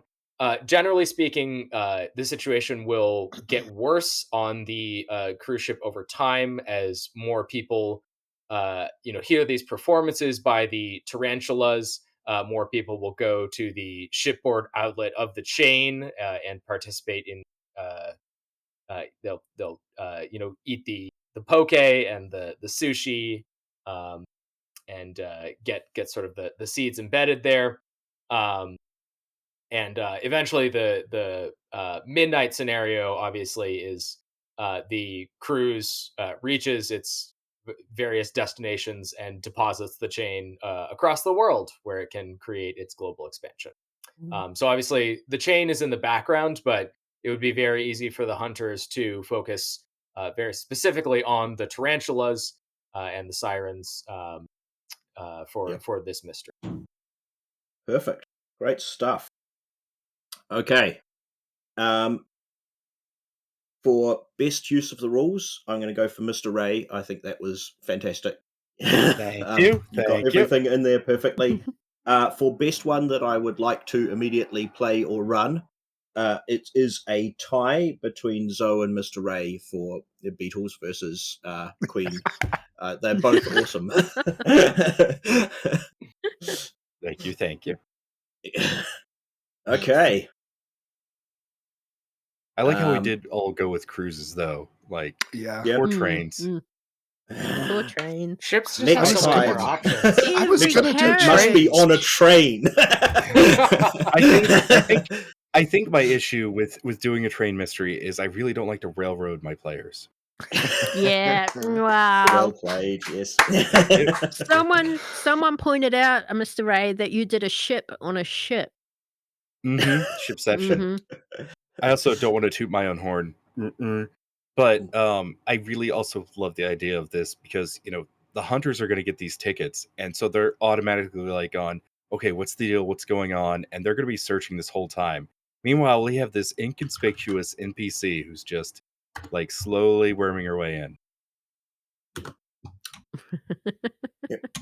Now, I did see there was another question Yeah. from Lullaby a while back about are we planning any more collections like Time of Mysteries and how to get involved if we are. Now, we aren't, so there's no thing to get in, but I'm just dropping a link there. That is my policy on third-party content. So if you've got a cool mystery, feel free to take it out and publish it yourself. I'll go get the link. It doesn't share, so I'll go get it and share it. Don't worry. Yeah, no worries. Yeah. It's right there because you shared it with me just recently too when I asked you a question. Yep. There we go. Yeah. So you can see there. Feel free to publish it yourself. Yeah. And now everyone's had time to like fully reset and ready for a new bonus round, right? Yeah. Do you need a stretch? I Ooh, mean, another bonus round. Okay. new slide? Okay. Yeah. Okay. Bonus round B. We want a team asset. So basically something that could go in an asset list for one of the team playbooks.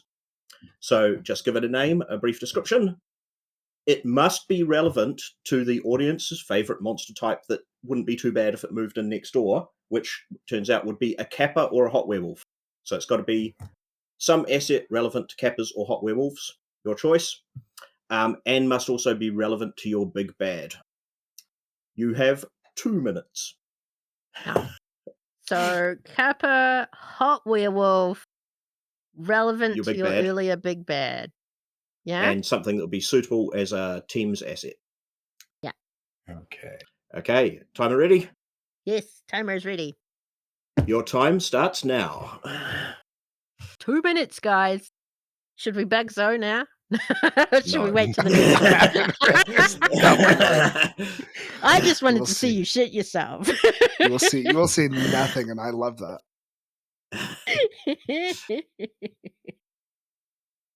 Lullaby Suicide, just want to point out, that third party policy is awesome. I've taken advantage of it, and I know a lot of other GMs for Monster of the Week have taken Yeah. advantage of it as well. So totally do it.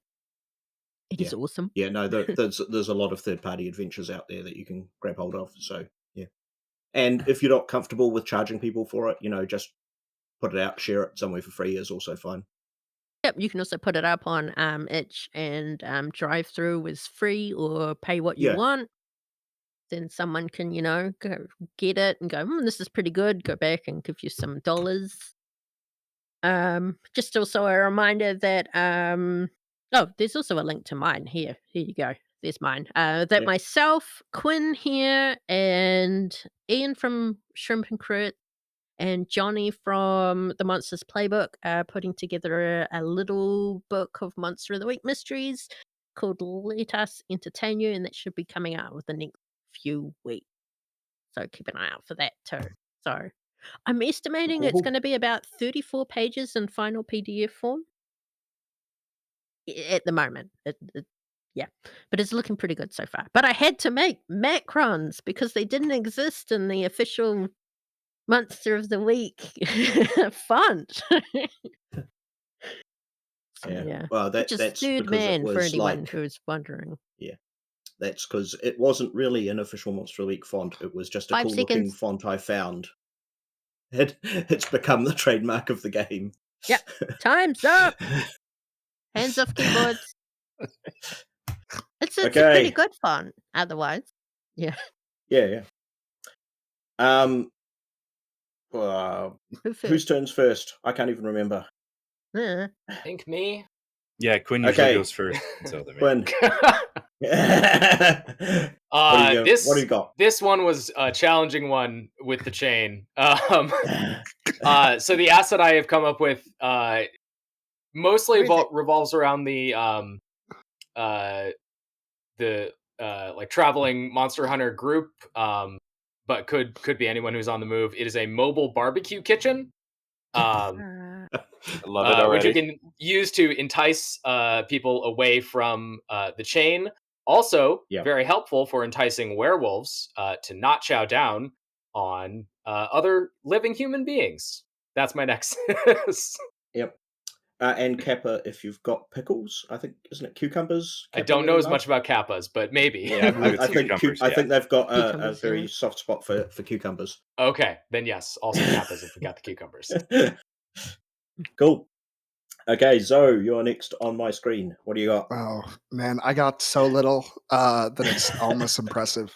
I got one thing. It was the kitchen, and it feels like now what we're going with, it feels like instead of what I wrote, it feels like a boat that goes around that the hunters can kind of be on, that like catches fish. That also, I think it's like a restaurant slash like boat where they catch Mobile-based fresh boat thing. fish. Yeah. And I think it has all of the things that you will need to be able to stop the Fibonacci sequence, or at least like stall it. Nice. Cool. Okay, Mr. A. All right. So the asset I came up with is it's one that you got to take the 2 advancements to get the full effect. But Yeah. I got a monster spawn. Hunters have recovered a cloning machine from Brachus that can create either sexy werewolves or kappas. Getting both advancements allows for spawning both monsters. It takes 1 week to spawn 1 monster.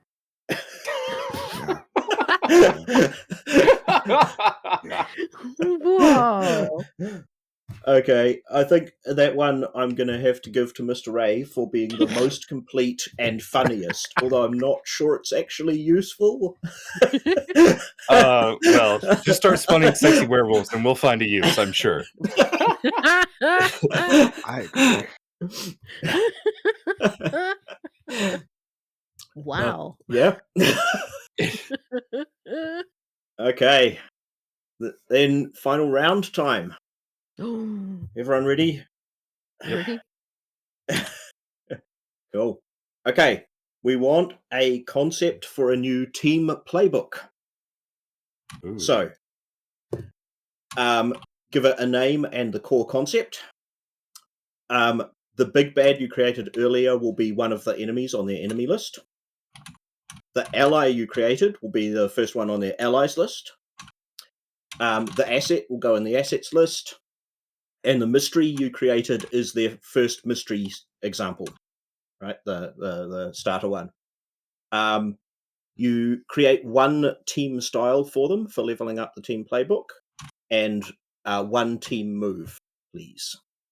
You will get bonus points for more allies, more enemies, more assets, more moves, and more styles, but just 1 to start with. That all makes sense? Everyone ready? You're going to have 20 minutes for this. So, Sorry, just to clarify, 1 style and 1 team move. Is that right? yep. Okay, great. Thank you. Yep. And you'll have an enemy, ally, and asset, but they're the ones you've already created. But you can add a few more if you feel inspired. Cool. Is the timer set for 20 minutes? Yep. Oh, good. Your time starts now. So, Mike, why did you decide that you needed team playbook?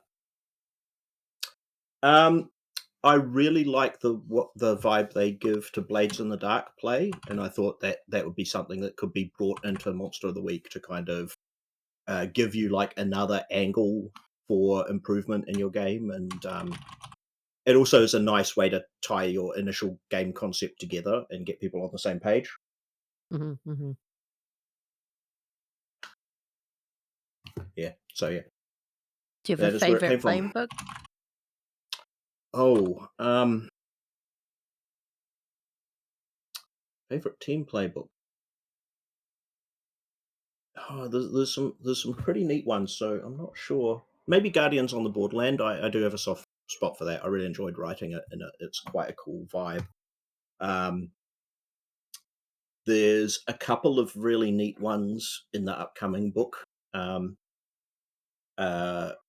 We've got, I think there are 3 variations on the You're All Monsters team concepts. 1 from me and 2 from Luke.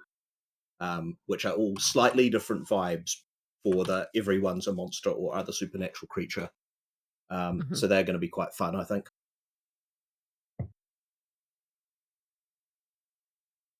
And remember, audience, any questions? Ask them now. I just wanted to point out that the team assets that everyone came up with, they could be all combined together. So the Kappa can be the fisher people, the kitchen boat Yep. with the mobile barbecue for cooking, and the sexy werewolves are the staff. Yeah. I would go to that restaurant, yeah. Yeah. Yep. And you could take home a sexy werewolf if you paid enough money. So then they'd have to clone another sexy werewolf. In You, 1 week. you know what we would call this restaurant? We'd have to call it Woofers instead of Hooters. Yeah. Is Megan still here?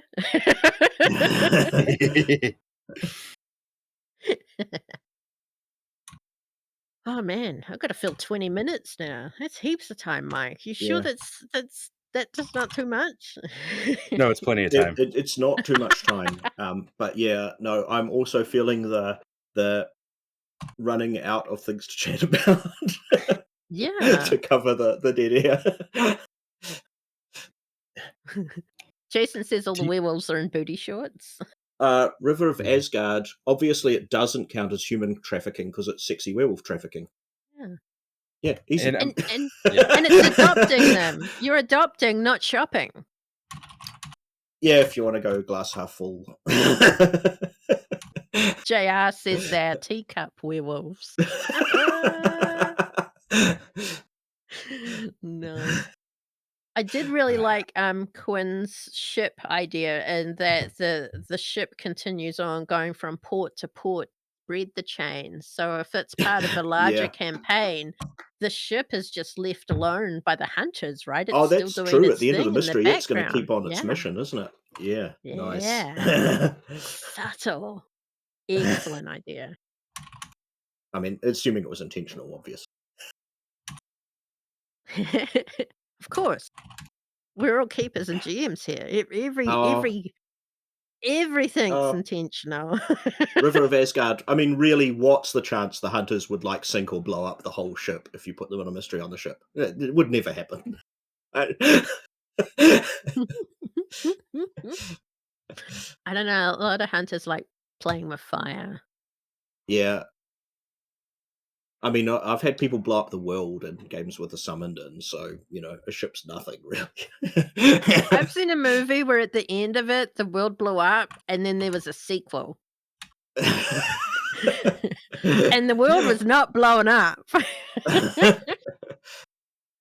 But the same actors played different characters, and I was like, "What?" But it was quite entertaining because it was crazy, Yeah. magical kind of, like, fighting. Very weird. I watched it during an incredibly weird film festival. I Oh miss yeah. those, they were fun. That's where you get interesting movies where they make them in black and white, and they say they travel around outer space, and the space cowboy rescues a guy in a gimp suit, and then they land on Venus, and there's only women on Venus, and they want a man to reproduce because otherwise it's bad for the gene pool if they don't have a man in there every so often. And then the hero started singing about the girl with a glass vagina. Very weird, but very Yep. entertaining.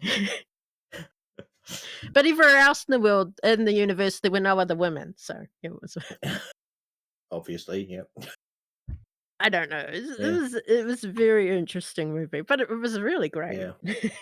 Yeah. I do miss back when I was in my 20s, the old Paramount movie theatre, which has Yes. long since closed, used to do like Friday, Saturday night late features of all those weird old B movies. It's fantastic. Oh, it's great. Yeah, Wellington went from having so many movie theaters to not as many. I mean, because there Yeah, was just Reading, one there was in no Paramount and two, Embassy, and then and Paramount Lighthouse shut Cuba. Lighthouse Cuba, yeah. Yeah, no, uh, and there's Roxy and the other one out in the eastern suburbs too. But yeah, Yeah, no, there's we the really, one in really, Brooklyn. yeah, that's still there, I think. Yeah, I've been to that one. Yeah, no, it's sad. I only been to that one out in Brooklyn once, and I went and saw an old Alec Guinness movie where he Mm. played all of the family members, including the woman, and they all got killed off. It was really fun. Yeah, What was it called? Crowns and Coronets, or oh, yeah. something or other. I don't know, but it was quite an old one. It was very funny. Yeah, no, I used to go there quite a bit because I lived up there for a few years. Not in Brooklyn itself, but close to it. So it was the local. Oh, excellent. Yeah, I So used yeah, to. we're really exciting people talking about Wellington's movie theatres now. This is Yeah, great yeah. content, right? I was just gonna say I dated a guy who lived in Brooklyn, who lived next to the laundromat, but we won't go there. Um, we've got about Cool. Zo. Lullaby Suicide. I haven't actually looked at the film festival selection this year yet. I probably should get around to that. So I no, did the other not day. excited There's for some anything that because look alright. Right, cool. Okay. So what do you know? So little, and that's okay. I feel confident in knowing little. The team playbook that we're going for are the fishermen, who are a part of a secret organization of hunters that are specifically aiming to keep the horrors of the sea at bay, because there's so That's a many nice things concept. at Yeah. sea. Yeah. Yeah. Our team ally is Kevin, who is recently Yes. down off of his luck. The cosplay game isn't going as well as he would like it to, so he is working at the kitchen. The convenient Yep. place that shows up just when the hunters were looking for it. It's that beautiful Nice. cross of people doing normal things that are kind of weird with like this secret organization, and it's like, just when they need it, the kitchen shows up Yeah. and Kevin is bringing them in, feeding them all of the fish that they catch, and just maybe one of those fish just happens to be a monster. Yeah, Mm, yeah, I think you've tapped into a vibe that's going around at the moment, because I know there's a computer game that got a lot of critical attention recently, Dredge, which is about like Dredge, weird lobster yeah. fishing, and I've seen there's like a board game coming out soon that's like a similar vibe. Dredge Deep rips. It's Regrets, so I think good. it's called. Yeah, Yeah, people yearn yeah, for definitely weird fucked up fishing is a thing. fish. Yeah, yeah. People yearn for it, and I'm here to give it to them. Nice. Well, shall we let you get back to writing? Yeah. Kevin, the former cosplayer, is now Kevin the kitchen hand. Kevin the kitchen hand, you get it. Does he still have his Yep. weapon? Of course he has his weapon. Oh, Of course. Yeah. God, that's how you gotta knock out, you gotta like crack the fish open. It's kind of the trick that he has going on. nice. Awesome. Yeah. I find that funny. Cool. Oh, it's so cute. Yeah. But yes, Guardians of the Sea is an excellent idea. And not an Yep. existing team playbook, I don't think. No, that's No. not one I've come across in well, anyway. Yeah, it's a real nautical vibe because you could encounter obviously people on the Mhm. cruise ship, little Yeah. islands, people on other yep. ships, oil rigs, There's so many awful things at sea. undersea adventures. Yeah. Yeah, all sorts of it's an untapped market.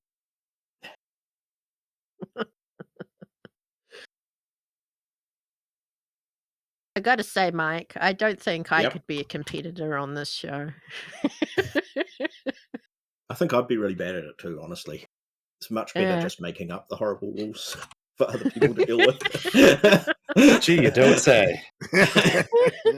I was actually so surprised that people keep saying, "Yes, I would like to do this," and then they say later, "Oh my god, I'm so excited, but also really terrified."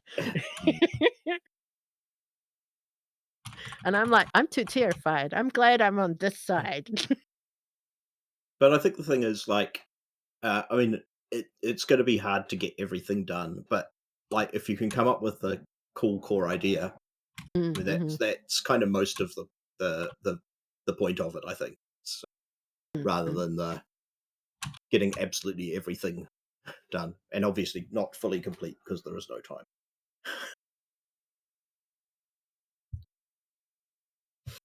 What about people in the audience? Are there any team playbook concepts that you guys would like to be created? Um, person is a person and evil is a choice. So I do a lot of stuff where I have inhuman heroes. Ah, Well, Luke is one that's of the Luke. Yeah. authors of the new book, so Yeah, they may have a bit of an insight into some other new playbooks. Mm, mm, mm. Yes, Are team playbooks harder to playtest than hunters? No, not really. Like you can just do a one or two shot and get a pretty good idea for the vibe and how well it's working. Because they're a bit simpler and they don't need to do as much as a hunter playbook does. mm.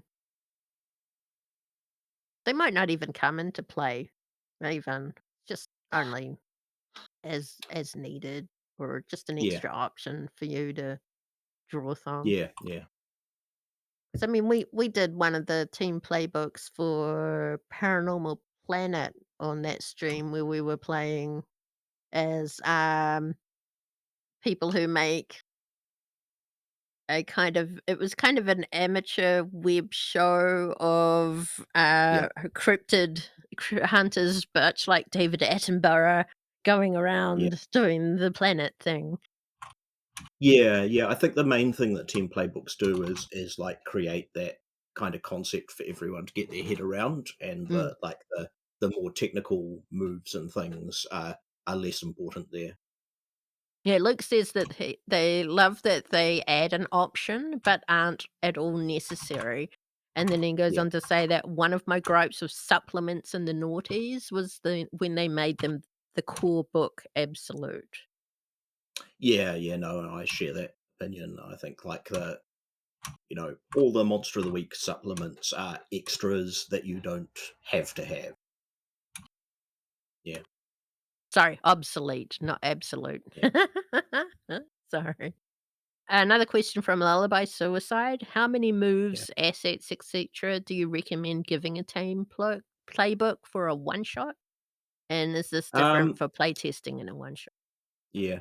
I'd try and write up the whole team playbook so that people have the enough options to pick from, because I think that's one of the things that you'd be testing is that all the options are cool and that people want to pick them.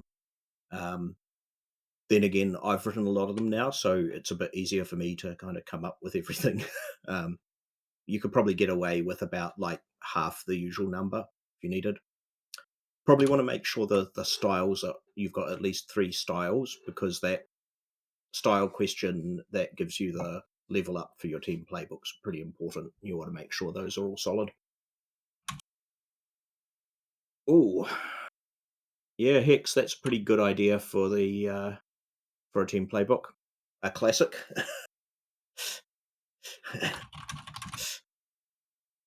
Yeah, You got less than yeah, 5 minutes, Dresden Files. guys.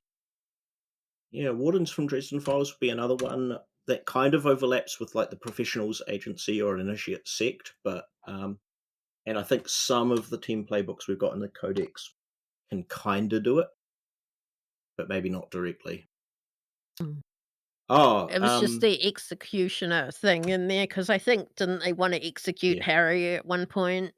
Because yeah, that for a was while, one of the yeah. roles, one of the functions of I was them. thinking more of the like Suicide Squad, Dirty Dozen style Ah, okay. team. Um, uh, oh, how many things should start unlocked in a team playbook for a one shot? I would just give them the starting stuff, not nothing extra. Although maybe like pause in the middle of your mystery and say, "Oh, we'll just give you a free level up now and see what they pick," something like that.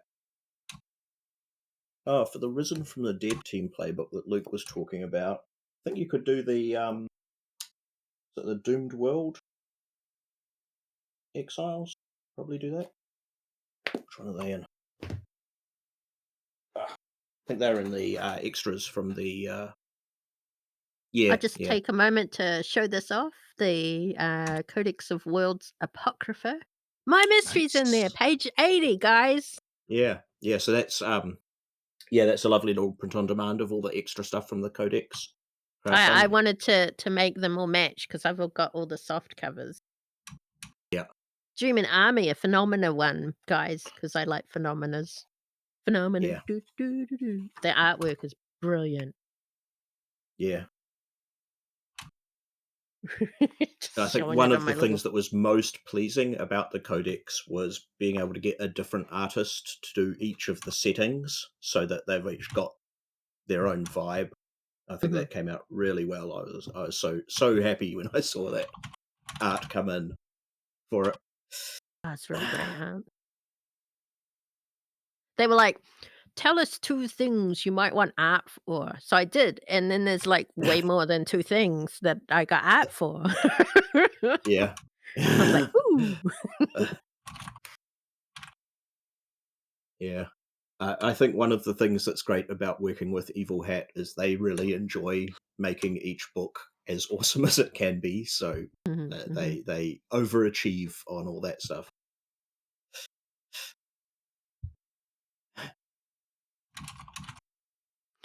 My computer keeps wanting to open something, and I don't know what it is wanting to open.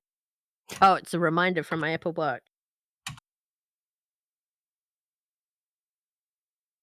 What is going on? Oh, it's not Crypto Brachus, is it? God damn it, Crypto Breakers!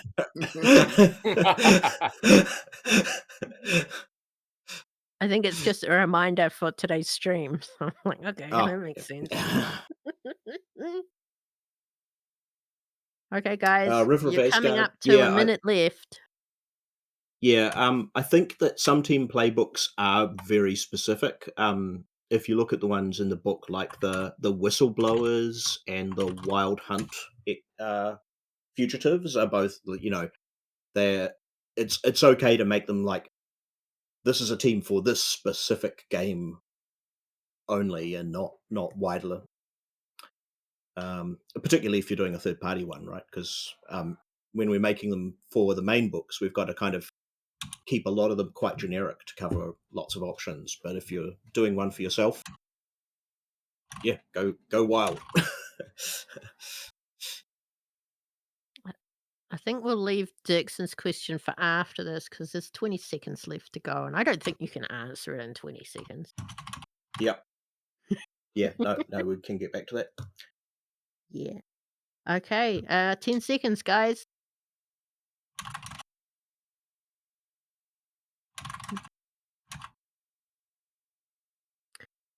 Two, one. Hands off keyboards. All right. Who's first? Alrighty.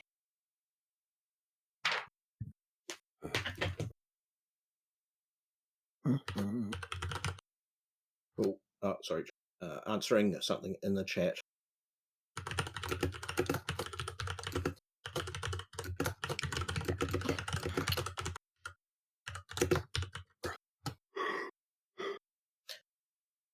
Um, Yeah.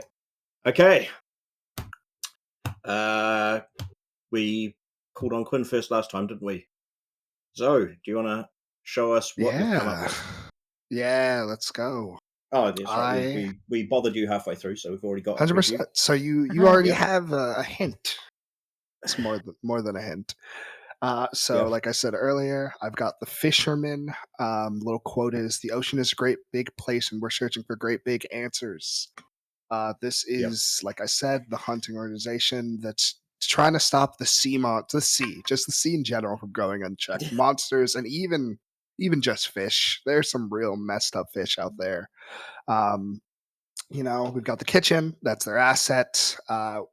Of more mundane folk that also happen to kind of intersect with the weird fish stuff that's going on. We've got their ally Kevin, the cool cosplayer, now the kitchen hand. Yep. He's got two niche information pockets now, having worked at the kitchen, the sea kitchen, as well as having been a cosplayer. We got Styles, if I did that right. We got Fresh Catch at the end of Yep. session. Ask, did we eat fresh fish? Um, Yep. as well as marine biologists. Ask, did we discover new information about fish or monsters, or sea Nice. monsters? And team moves, we've got sashimi. Particularly good for those that use blades. Gain a special attack against monstrous sea minions. When fighting a group of small minions or even small monsters, roll plus cool. On a 10 plus, you slice and dice the fish with precision. You get some nice materials for lunch, and on a 7 to 9, you get most of them, but you are covered in sea guts and smell really bad. Very nice. You make yourself attractive to said sea monsters. Yeah, no, there's a lot you could go with that one. I Yep. really like that. Yeah. Okay. Um, cool. Next up, Mr. Ray. What have you built us? Alrighty. I have built a playbook called The Defenders. Excuse me. It is a collection of the best monster hunters in the world coming together to stop threats in this realm and others. It is shamelessly Nice. ripped from the Marvel Comics line, The Defenders, which was Doctor Yep. Strange's outfit. Um, so for the ally, we have, of course, Tandy McFedderson, who is a researcher who works at HQ. She's an all black and white monochromatic, as we've explained. I also added an ally, Jack Danger. He is an Mhm. official from a secret government agency. Jack is an experienced former spy who now leads a secret agency. He may be called upon to get some official sway or complete a task that another team could accomplish. Yep. The villain, of course, we have Crypto Brachus the Fourth, or just Brachus, the living Yep. AI, and then we have Decimos, who is an alien bounty hunter who is dying for a big fight. He will cause the biggest scenes and scenarios to set up a brawl with the best fighters on the team. Yep. Cool. As for assets, we have the Monster Spawner, which I've mentioned before. And then we have Gun Will Travel. Your HQ has a transportation system that can get you where you need to go instantly or nearly instantly. Cool. As for the team style, we have a cacophony of voices. You are all experts called in to deal with the world-ending villain. At first, you fought each other with disagreements, but you were brought together by the death of a character. Ask, who was the beloved mutual companion to all the hunters, and how were you connected? The other one Aw. is, we're family. You're all a family, whether by blood or adopted. You've been distant since adulthood, but a big event has brought you all back together. Ask what brought you back together. So the first one is very much in that Avengers kind of theme. And then the second one, I really wanted to play with, my mind just blanked, the Umbrella Academy or something like that. Yeah. Ah. Yeah. Nice. As Okay. for team moves, I have two. One is maybe you've heard of us. You can use your fame to your advantage. When encountering an authority, you roll plus charm. On a 10 plus, they're awestruck and will help you however they can. On a 7 to 9, they will help, but they will scrutinize or slow you down every step of the way. And then on a miss, they will become actively hostile to you for some past transgression. Whoop. Yep. And then the other one is future tech BS. You have access to some really high tech, possibly future tech. Take one of the following. I only listed three things, but if I had more time, I'd I probably think we expand can it get the more. vibe. Yeah. Yeah. Nice. Very cool. Hacky. Oh, yeah. Yeah. Oh, yeah. Go through and explain them for the Okay. audience. Yeah. First one is hacking is a breeze. Take plus one to investigate a mystery with computer tech. Two is food is easy to come by. By the power of a synthesizer, your team doesn't have to worry about food or disguises. And then the last one is holodeck training. Your team gets plus one forward on the next kick some ass roll. Cool. Very Nice. nice. Okay, Quinn. What's All your right. team? So drawing on my love of the spooktacular, my team playbook is the traveling circus troupe. As a cadre Cool. of misfits, outcasts, and ne'er do wells, both mundane and supernatural. For enemies, I think it's a little bit out of order here, but for enemies, we have the Chain, the ultimate epitome of conformity and Yep. normality. A couple other ones that I added in. We have Josiah, an angel of order. We have Alistair, a double-crossed crossroads demon, and Kimberly Cross, a supernatural bureau agent. For allies, we have Imogen Scorch, a traveling musician slash banshee. We have Willow Augustana, a tarot reader, Gregor Stone, a strongman, Philomena and Wilhelmina, twin acrobats, and Vasily, an animal tamer. Yep. For assets, we have the mobile barbecue kitchen, equipment and supplies to feed and draw a large crowd. We have a circus cannon, which is quote unquote safe to launch people from. Tame animals with a couple boxes where you can select an elephant, a lion, a hippo, 5 monkeys with instruments, or an infinite supply of bunnies. Traveling wagons, antique but well constructed with plenty of hidden compartments, and motorhomes and motorcycles. For styles, I got a couple here. We have showman. At the end of each session, ask, did we amaze and astonish the crowd? Grifters, at the end of each session, did we take them for all their worth? Or mystics, at the end of each session, did we discover new knowledge or secure new arcana? And then team moves, I have tarot. When you use magic to observe another place or time within the safety of your circus, treat the results as 1 level higher, i.e. a mixed Yep. success becomes a full success. Greatest show on earth, your feats of performance are absolutely spellbinding. As long as you're performing with your troupe, violence around you will cease for the duration of the performance. And I didn't finish writing this one, but I do have it, which is work the crowd, which is when you go through the crowd, listening and talking at your performance, you may roll to investigate a mystery with plus charm instead of plus sharp. Cool. Okay, that's some great stuff. I think they're all really solid team playbook concepts. In terms of following the rules, I think you all got it. I'm going to give best to Quinn because you put the most extra stuff in, so the bonus points tip you over for the win there. And for the coolest, I'm going to go with Zoe's fisherman one, just because that's like the wildest concept So of cool. all three. I really enjoyed it. Just the whole creepy sea stuff is, well, like I said, I guess it's a vibe at the moment, but it's working for me. It is. Cool. Okay, shall I total up the points allocated and very scientifically announce our champion? Give me a moment. Yeah, sure. Oh, that's fun, guys. Everyone's super creative. Seriously. Y'all did Yeah. amazing. Yeah, was no, You did. that's Y'all all made fantastic. this Cool really as hell hard. stuff. Yeah. Yeah. Okay, a very close result. So I basically just tallied off like how many best ofs you got in each different category. Zoe and Quinn both got 4. Mr. Ray, Pip you at the post with 5. You are the champion of Great Monster Make Off 2. Mr. Ray! Wow. Congratulations! Thank you. Congrats. Well deserved. Speech. Yeah.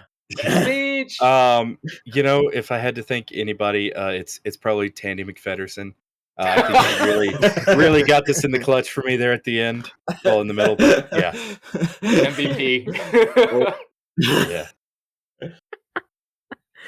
That is awesome, guys. I Yeah. find it really interesting what everyone comes up with, and it's really great to see that keepers can come up with things on the fly and how quickly and easily it is to make things up to run Yeah. these games. And I hope the audience got a really good idea of that, so they can go and take it to their own games Yeah. as well. Definitely. And thanks for all 3 of you for accepting Sero's invite and joining this very, very silly game. Thank you for having us. Yeah. Yeah, thank you for And for having these us. challenges. These were so fun. Yeah. Cool. Let's quickly go around and you guys pimp your shows or whatever it is first. We'll go with the winner first, Mr. Ray. What do you got? Yeah, so I'm on $2 Creature Feature. I'm the host and keeper, producer, and all that fun stuff. I'm also a producer for Memester of the Week, and I occasionally pop up on there.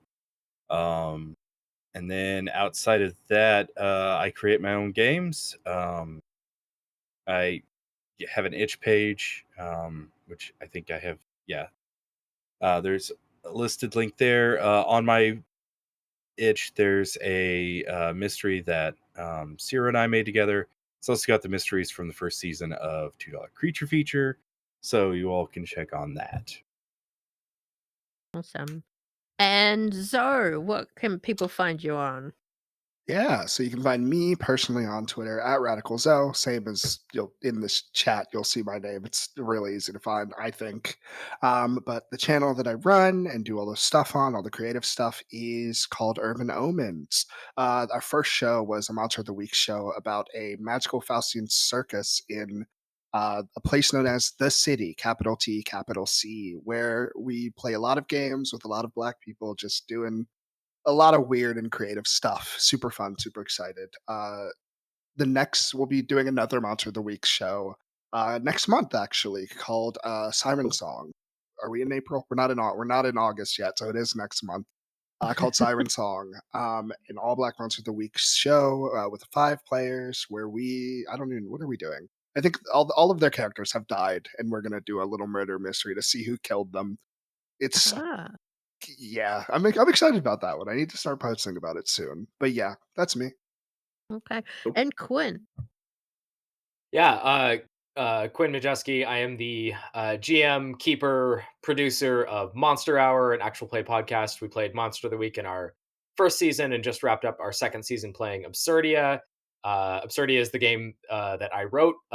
It's over for sale on itch. It is a Welcome to Night Vale, Gravity Falls, Alice in Wonderland style, powered by the Apocalypse game.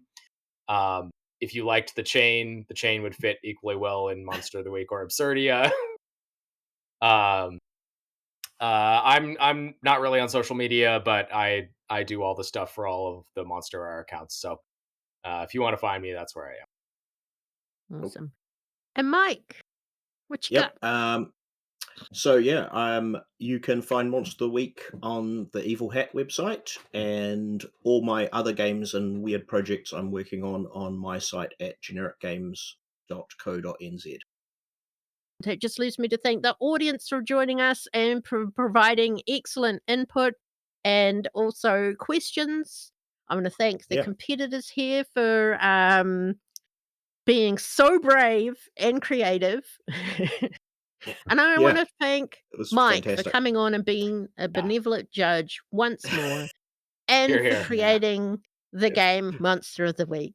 Thank you, Oh, Monster thank you. Daddy. Thank you, Monster Daddy. Thank you, MD. Like, Awesome. how much do you love or hate the nickname Monster Daddy? Yeah. Okay. I appreciate the impulse that it comes from. Yeah, all right. That just leaves us to wave awkwardly while I find the bye-bye button. You guys know the drill. Bye. Bye. Bye. Mr. A, you always wave weirdly. I know. It's a thing. Here, I'll do this wave. Bye. Bye.